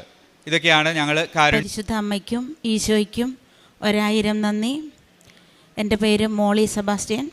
ഞാൻ പാലക്കാട് രൂപത കയറാടി മദർ തെരേസ ഇടവകയിൽ നിന്ന് വരുന്നു. ഞാൻ 2023 ഫെബ്രുവരി മാസത്തിലാണ് ആദ്യമായി ഉടമ്പടി എടുക്കുന്നത്. ഇത് 10ാമത്തെ പുതുക്കലിലാണ്. എനിക്ക് 3 കുട്ടികളാണ്. ആ 3 കുട്ടികളും ഇവിടെ വന്ന് ഉടമ്പടി എടുക്കുകയും ഇന്ന് ഉടമ്പടിയിൽ ജീവിക്കുകയും ചെയ്യുന്നു. ഞാനിപ്പോൾ 2ാമത്തെ പ്രാവശ്യമാണ് അമ്മയുടെ തിരുമുമ്പിൽ വന്ന് സാക്ഷ്യം പറയാനായിട്ട് നിൽക്കുന്നത്. മനുഷ്യനാൽ അസാധ്യമായ ഒരു വലിയ കാര്യസാധ്യതനായാണ് എന്നെ അമ്മയുടെ തിരുനടയിൽ എത്തിച്ചത്. പക്ഷേ അമ്മ എന്നോട് പറയുന്നു, സമയമായില്ല എന്ന് അമ്മയുടെ മകൻ പറയുന്നുവെന്ന്. ഞാൻ പ്രത്യാശയോടെ ആ കാര്യത്തിന് വേണ്ടി കാത്തിരിക്കുന്നു. അതിനുള്ളിൽ എനിക്ക് അനേകം അനുഗ്രഹങ്ങൾ പരിശുദ്ധ അമ്മ വഴി എൻ്റെ കുടുംബത്തിൽ എനിക്ക് സാധിച്ചു കിട്ടിയിട്ടുണ്ട്. എനിക്ക് ഹസ്ബൻഡില്ല. എൻ്റെ ഈ മോൻ ക്രിസ്റ്റോ, അവൻ 5 വയസ്സുള്ളപ്പോൾ അവൻ്റെ പപ്പ മരിച്ചു പോയതാണ്. കുട്ടികൾ ഈശോയോട് ചേർത്ത് വളർത്തിക്കൊണ്ട് വരുവാൻ പരിശുദ്ധ അമ്മയുടെ സാന്നിധ്യം എന്നെ ഒത്തിരിയധികം സഹായിക്കുന്നു. ഇന്നിപ്പോൾ ഈ അവസരത്തിൽ എൻ്റെ മോനോടൊപ്പം ഞാനിവിടെ ആയിരിക്കുന്നത്. മോൻ ഡിഗ്രി 2 വർഷം ആയ സമയം വരെ വളരെ മനോഹരമായിട്ട് പഠിക്കുന്നു. പഠനത്തിൽ ഉഴപ്പില്ല. കോളേജിൽ എല്ലാ കാര്യങ്ങളിലും നിൽക്കുന്നു. അതിനോടൊപ്പം തന്നെ അവൻ ഉപരിപഠനത്തിനായി UK, കാനഡ, യൂറോപ്യൻ രാജ്യങ്ങളെ ലക്ഷ്യം വെച്ചുകൊണ്ട് എല്ലാ പേപ്പർ വർക്കുകളും നടത്തുന്നു. എല്ലാ കാര്യങ്ങളും മനോഹരമായിട്ട് തന്നെ പോയിക്കൊണ്ടിരിക്കുന്നു. അപ്പോഴെപ്പോഴും അവൻ പറയും, മമ്മി, ഞാൻ എൻ്റെ ഡിഗ്രി പഠനം കഴിഞ്ഞ ഉടൻ തന്നെ സെപ്റ്റംബർ ഇൻടേക്കിൽ എനിക്ക് കാനഡയ്ക്ക് പോകണം, UK പോകണം. ഞാനിതെല്ലാം മനസ്സിൽ കരുതും. അപ്പോഴെല്ലാം ഞാൻ എൻ്റെ അമ്മ മാതാവിനോട് പറയും, കാരണം ഞാനും എൻ്റെ ഈ മോനും തനിച്ചാണ് വീട്ടിൽ താമസിക്കുന്നത്. എൻ്റെ അമ്മയോട് ഞാൻ പറയും, അമ്മേ, ഈശോയും അമ്മയും എൻ്റെ മോൻ്റെ കൂടെ പോകുമെങ്കിൽ മാത്രം എൻ്റെ മോൻ അതിനുള്ള വഴിയൊരുക്കാവുള്ളൂ. അല്ലെങ്കിൽ അവനെ പോകുവാനായിട്ട് നീ അനുവദിക്കരുത് എന്ന് മാത്രമായിരിക്കും എപ്പോഴും ഞാൻ പ്രാർത്ഥിക്കുന്നത്. സന്ധ്യാസമയത്ത് പ്രാർത്ഥിക്കുന്ന സമയത്തും ഈ ഒരൊറ്റ കാര്യം പറഞ്ഞുകൊണ്ട് ഉടമ്പടി തൈലവും ഉപ്പും ഉപയോഗിച്ച് ഞങ്ങൾ എല്ലാ ദിവസവും ഈശോയുടെ മുമ്പിൽ പ്രാർത്ഥിച്ചുകൊണ്ടേയിരുന്നു. 6ാമത്തെ സെമസ്റ്റർ എക്സാം ആയപ്പോഴേക്കും എൻ്റെ മോന് കോളേജിലെ ചില പ്രതിസന്ധികൾ, അവനറിയാത്ത ചില കാര്യങ്ങൾ, അറ്റൻഡൻസിൻ്റെ കാര്യം പറഞ്ഞ് അവൻ എക്സാം എഴുതാൻ സാധിക്കില്ല എന്നുള്ള ഒരു റിപ്പോർട്ടുണ്ടായി. ഈ സമയത്ത് വളരെ മനോവേദനയോടുകൂടി എന്നെ കൊച്ചു വിളിക്കുന്നു. ഈശോയുടെ മുമ്പിൽ, പരിശുദ്ധ അമ്മയുടെ മുമ്പിൽ ഞാൻ മെഴുകുതിരി കത്തിച്ച് വെച്ച് പ്രാർത്ഥിച്ചു. കണ്ടോണേഷൻ ഫീസ് അടച്ചു, എക്സാം എഴുതി. പരിശുദ്ധ അമ്മയുടെ രൂപവും ഉപ്പും ഉപയോഗിച്ച് ആൻസർ പേപ്പറിലും ഈശോയുടെ സാന്നിധ്യം അനുഭവിച്ചറിഞ്ഞുകൊണ്ടാണ് അവൻ പരീക്ഷ എഴുതിയത്. റിസൾട്ട് വന്നു. അവൻ്റെ റിസൾട്ട് തടഞ്ഞു വെച്ചു. അവിടെയും പരിശുദ്ധ അമ്മയോട് പ്രാർത്ഥിച്ചു. കൊച്ചു പോകുവാനായിട്ടുള്ള പേപ്പർ വർക്കുകളെല്ലാം കഴിഞ്ഞിരിക്കെ അവൻ്റെ റിസൾട്ട് തടഞ്ഞു വെച്ചപ്പോഴുണ്ടായ വേദന, പരിശുദ്ധ അമ്മയുടെ മുമ്പിൽ നിന്ന് ഞാൻ പ്രാർത്ഥിച്ചു, അമ്മ ഈശോയുടെ അമ്മയുടെ മകൻ അനുഭവിച്ച അതേ വേദന എനിക്കും അനുഭവിക്കാൻ സാധിക്കുന്നുണ്ടല്ലോ, അതിനുള്ള ശക്തി എനിക്ക് തരണമേ എന്ന് പ്രാർത്ഥിച്ചുകൊണ്ടേയിരുന്നു. മോൻ ആ സമയത്ത് അവന് ഉടമ്പടിയിലായിരുന്നു. അവന് ശക്തമായി പ്രാർത്ഥിച്ചു. അത്ഭുതമെന്ന് പറയട്ടെ, യൂണിവേഴ്സിറ്റിയായിട്ട് അവൻ തന്നെ ബന്ധപ്പെട്ടു. കോളേജിൽ ആർക്കും ഒറിജിനൽ സർട്ടിഫിക്കറ്റ് കിട്ടുന്നതിന് മുമ്പ് 1 മാസത്തിനുള്ളിൽ തന്നെ അവൻ്റെ ഒറിജിനൽ സർട്ടിഫിക്കറ്റ് പരിശുദ്ധ അമ്മ ഞങ്ങൾക്ക് വീട്ടിലെത്തിച്ചു തന്നു എന്നുള്ളത് അമ്മയുടെ ഒരു വലിയ അനുഗ്രഹ സാക്ഷ്യമാണ്. അങ്ങനെ സർട്ടിഫിക്കറ്റ് ലഭിച്ചു. പിന്നീട് സെപ്റ്റംബർ ഇൻടേക്ക് യൂറോപ്പിലേക്ക് പോകുക എന്നുള്ള ലക്ഷ്യവുമായി, ഉപരിപഠനത്തിന് MBA പഠിക്കുന്നതിന് വേണ്ടി പോകുക എന്നുള്ള ലക്ഷ്യവുമായിട്ട് മുന്നോട്ട് നീങ്ങി. പെട്ടെന്ന് എല്ലാ ബാങ്കുകളും ലോൺ തരാമെന്നിരുന്ന് പറഞ്ഞ ബാങ്കുകൾ പെട്ടെന്ന് പറയുന്നു, നിങ്ങൾക്ക് നിങ്ങളുടെ സ്ഥലം കൂട്ടാധാരമായതുകൊണ്ട് ലോണിന് അർഹതയില്ല എന്ന്. എന്ത് പറയണമെന്നറിയില്ല, ആകെ വിഷമിച്ചു. പക്ഷേ അപ്പോഴൊന്നും എനിക്ക് വലിയതായ ഒരു സങ്കടമൊന്നും തോന്നിയില്ല. പക്ഷെ മോന് വളരെ വലിയ സങ്കടമായി. അവൻ ആരോടും അധികം മിണ്ടാട്ടമില്ല. ഞാൻ എൻ്റെ മോളെയൊക്കെ വിളിച്ച് പറയും, ക്രിസ്റ്റോയ്ക്ക് സങ്കടമാണ്, ക്രിസ്റ്റോ ആരോടും ഒന്നും മിണ്ടുന്നില്ല. പക്ഷെ ഞാൻ ഒരിക്കൽ പോലും ബാങ്കിൽ ഇതിനു വേണ്ടി പോയില്ല. എനിക്കൊരു പ്രത്യാശയുണ്ടായിരുന്നു. എൻ്റെ അമ്മ മാതാവിനോട് ഞാൻ ഒന്നായിരുന്നു പറഞ്ഞത്, എൻ്റെ അമ്മയും ഈശോയ്ക്കും ഇഷ്ടമാണെങ്കിൽ മാത്രമേ എൻ്റെ കൊച്ചിനെ യൂറോപ്യൻ രാജ്യത്ത് പഠിക്കുവാനായിട്ട് കൊണ്ടുപോകാവുള്ളൂ എന്ന്. അപ്പോൾ എനിക്കറിയാം എൻ്റെ അമ്മ എന്തെങ്കിലും ചെയ്യുമെന്ന്. ഞാൻ പ്രത്യാശയോടെ പ്രാർത്ഥിച്ചു. 2023 ഞാൻ ഇവിടെ നിന്ന് കൊണ്ടുപോയ മണൽ എൻ്റെ വീട്ടിലുണ്ട്. ഞാനത് സൂക്ഷിച്ചു വെച്ചിരിക്കുകയാണ്. എൻ്റെ മുറ്റത്തുനിന്ന് വാരിയ കുറേ മെറ്റലുകൾ പരിശുദ്ധ അമ്മയുടെ മുമ്പിൽ ഇവിടെ നിന്ന് കൊണ്ടുപോയ തിരുസ്വരൂപത്തിൻ്റെ മുമ്പിൽ വിതറി. ഇവിടുത്തെ മണലും കൂടെ മിക്സ് ചെയ്ത് ആ മണലിൻ്റെ മുമ്പിൽ മെറ്റലിന്മേൽ മുട്ടുകുത്തി നിന്നുകൊണ്ട് ജപമാല ചൊല്ലി ഞാൻ പ്രാർത്ഥിച്ചു, അമ്മയ്ക്ക് ഇഷ്ടമാണെങ്കിൽ എൻ്റെ മോനെ പുറത്തേക്ക് കൊണ്ടുപോകാനുള്ള വഴി കാണിച്ചു തരണം. ലോണിൻ്റെ കാര്യത്തിന് എന്തെങ്കിലും തീരുമാനമാകണം. ഞങ്ങളുടെ കുടുംബാംഗങ്ങൾ ഒന്നായി ചേർന്ന് ഒന്ന് ഒപ്പിട്ട് തന്ന് ഈ സ്ഥലത്തിൻ്റെ കാര്യത്തിൽ എന്തെങ്കിലും ഒരു തീരുമാനമാക്കണമേ എന്ന് പ്രാർത്ഥിച്ചു. പക്ഷേ ഒന്നും നടന്നില്ല. എൻ്റെ ആ പ്രാർത്ഥന വിഫലമായി എന്ന് ഞാൻ കരുതട്ടെ. പക്ഷെ വീണ്ടും ഞാൻ പ്രത്യാശയോടെ അമ്മയോട് പ്രാർത്ഥിച്ച് സങ്കടമൊന്നും വന്നില്ല. പക്ഷെ അവന് സങ്കടമുണ്ട്. ദിവസങ്ങളേ ഉള്ളൂ, വിസയ്ക്ക് വെക്കേണ്ട പേപ്പർ വർക്കുകൾ ബാക്കി ചെയ്യേണ്ട സമയമായി. ദിവസങ്ങൾ വളരെ കുറഞ്ഞുകൊണ്ടിരിക്കുന്നു. ഈ സമയത്ത് എൻ്റെ ഒരു ചേച്ചി എന്നെ വിളിച്ചു, മോളി എൻ്റെ പിള്ളേരെ നീ ഒന്ന് വിളിച്ചേ, അവർ നിനക്ക് എന്തെങ്കിലും ചെയ്തു തരാതിരിക്കില്ല എന്ന്. പക്ഷെ ഞാൻ വിളിച്ചില്ല, മോൻ തന്നെ വിളിച്ചു. ആ കുട്ടികൾ ഇവൻ്റെ ഫോൺ കോളിൽ ചെന്നപ്പോഴേ ചോദിച്ചു, ക്രിസ്റ്റോ നിനക്ക് എത്ര രൂപയാണ് പോകാൻ വേണ്ടതെന്ന്. എനിക്ക് വിശ്വസിക്കാൻ കഴിഞ്ഞില്ല. പരിശുദ്ധ അമ്മയാണ് എൻ്റെ ചേച്ചിയുടെ രൂപത്തിൽ എന്നോട് ഇത് ആവശ്യപ്പെട്ടതെന്ന് ഞാൻ ഉറച്ച് വിശ്വസിക്കുകയാണ്. എൻ്റെ അമ്മയുടെ മുമ്പിൽ നിന്ന് ഞാൻ പറയുകയാണ്, ഒരു 25 ലക്ഷം രൂപ വേണ്ടത് 1 രൂപ പോലും എനിക്ക് പലിശയ്ക്കെടുക്കാതെ എൻ്റെ വീട്ടിൽ എൻ്റെ കൊച്ചിന് പോകുവാനുള്ളതായ എല്ലാ കാര്യങ്ങളും, യൂണിവേഴ്സിറ്റി അടയ്ക്കാനുള്ളത്, ഡെപ്പോസിറ്റ് കാണിക്കാനുള്ളത് എന്ന് വേണ്ട, കൊണ്ടുപോകാനുള്ള പെട്ടി സാധനങ്ങൾ മേടിക്കുവാനുള്ള പൈസ വരെ ഞാൻ അറിയാതെ എൻ്റെ വീട്ടിലെത്തി. വലിയൊരു അനുഗ്രഹം, പരിശുദ്ധ അമ്മയുടെ അനുഗ്രഹം അല്ലാണ്ട് ഒന്നുമല്ല എന്നെനിക്കറിയാം. പിന്നെ വിസയ്ക്ക് വേണ്ടി പ്രാർത്ഥിച്ചപ്പോഴും, പരിശുദ്ധ വിസയ്ക്ക് വേണ്ടിയിട്ട് VFSൽ ചെന്നപ്പോഴും പരിശുദ്ധ അമ്മയുടെ തൈലവും ഉപ്പും പാസ്പോർട്ടിൽ പൂച്ചിക്കൊണ്ട് ഈശോയോട് പ്രാർത്ഥിച്ചുകൊണ്ട് പരിശുദ്ധ അമ്മയുടെ മോൻ ഓഫീസിലേക്ക് കയറി പോകുമ്പോൾ ഞാൻ പുറത്തിരുന്നു കൊണ്ട് പരിശുദ്ധ അമ്മയോട് ജപമാല ചൊല്ലി പ്രാർത്ഥിച്ചു കൊണ്ടിരുന്നു. എൻ്റെ അമ്മ സഞ്ചാരി മാതാവാണ്, അമ്മയ്ക്കെല്ലാം സാധിക്കും, അമ്മ വേണം എൻ്റെ മോൻ്റെ പാസ്പോർട്ട് അയച്ചു കൊടുക്കാനെന്ന് പ്രാർത്ഥിച്ചു കൊണ്ടിരുന്നു. പെട്ടെന്ന് പോയ പോലെ തന്നെ കൊച്ചു തിരിച്ചു വന്ന് പറഞ്ഞു, അമ്മ എല്ലാം ശരിയായി. വിസയ്ക്ക് കാത്തിരുന്നു, 15 ദിവസം വേണ്ടി വരുമെന്ന് പറഞ്ഞു. 15 ദിവസത്തിന് വേണ്ടിയിട്ട് വന്നപ്പോഴേക്കും ഞങ്ങൾ പോകാനുള്ള സാധനങ്ങളെല്ലാം വാങ്ങി.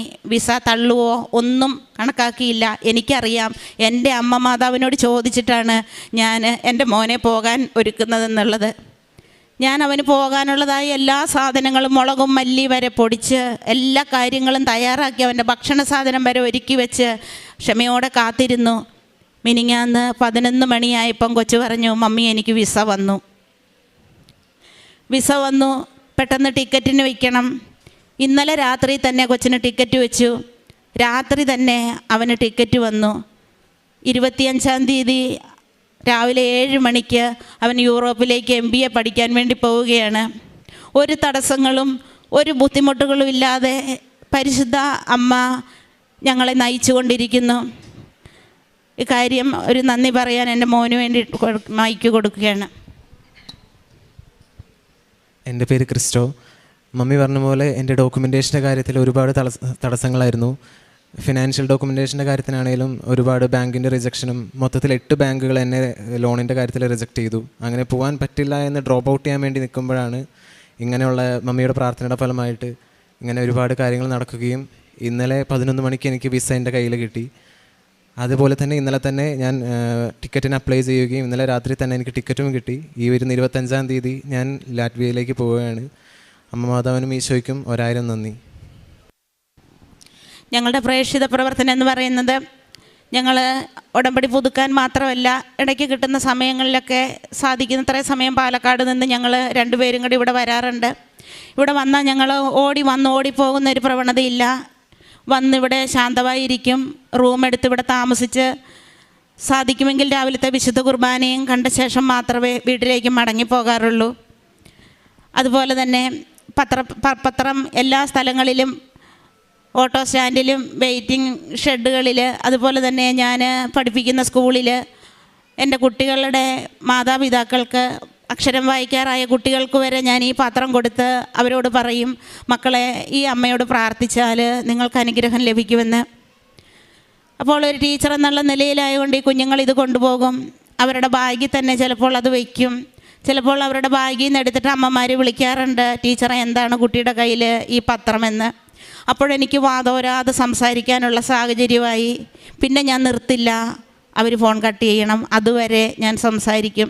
അങ്ങനെ ഞാൻ പഠിപ്പിക്കുന്ന സ്കൂളിൽ നിന്ന് ഒത്തിരി പേര് ഇവിടെ വന്ന് ഉടമ്പടി എടുക്കുവാനും അതുപോലെ പരിശുദ്ധ അമ്മയുടെ പത്രം ചോദിച്ചു വാങ്ങുവാനുമുള്ള ചില അവസരങ്ങൾ എനിക്ക് അനുഭവപ്പെട്ടിട്ടുണ്ട്. പിന്നെ എല്ലാ 15 ദിവസം കൂടുമ്പോഴും ഞാനും എൻ്റെ മോനും ഒന്നിച്ചായിരിക്കും കുമ്പസാരിക്കാൻ പോകുന്നതും കാരുണ്യപ്രവർത്തികൾ ചെയ്യുന്നത്. അനാഥാലയത്തിൽ മാസത്തിലൊന്നെങ്കിലും അനാഥാലയത്തിൽ ഭക്ഷണം കൊടുക്കുകയും പറ്റുന്ന പോലെ ഞങ്ങളാൽ കഴിയുന്ന രീതിയിൽ ഉള്ള സാമ്പത്തിക സഹായം അർഹതപ്പെട്ടവർക്ക് കൊടുക്കുകയും ചെയ്യും.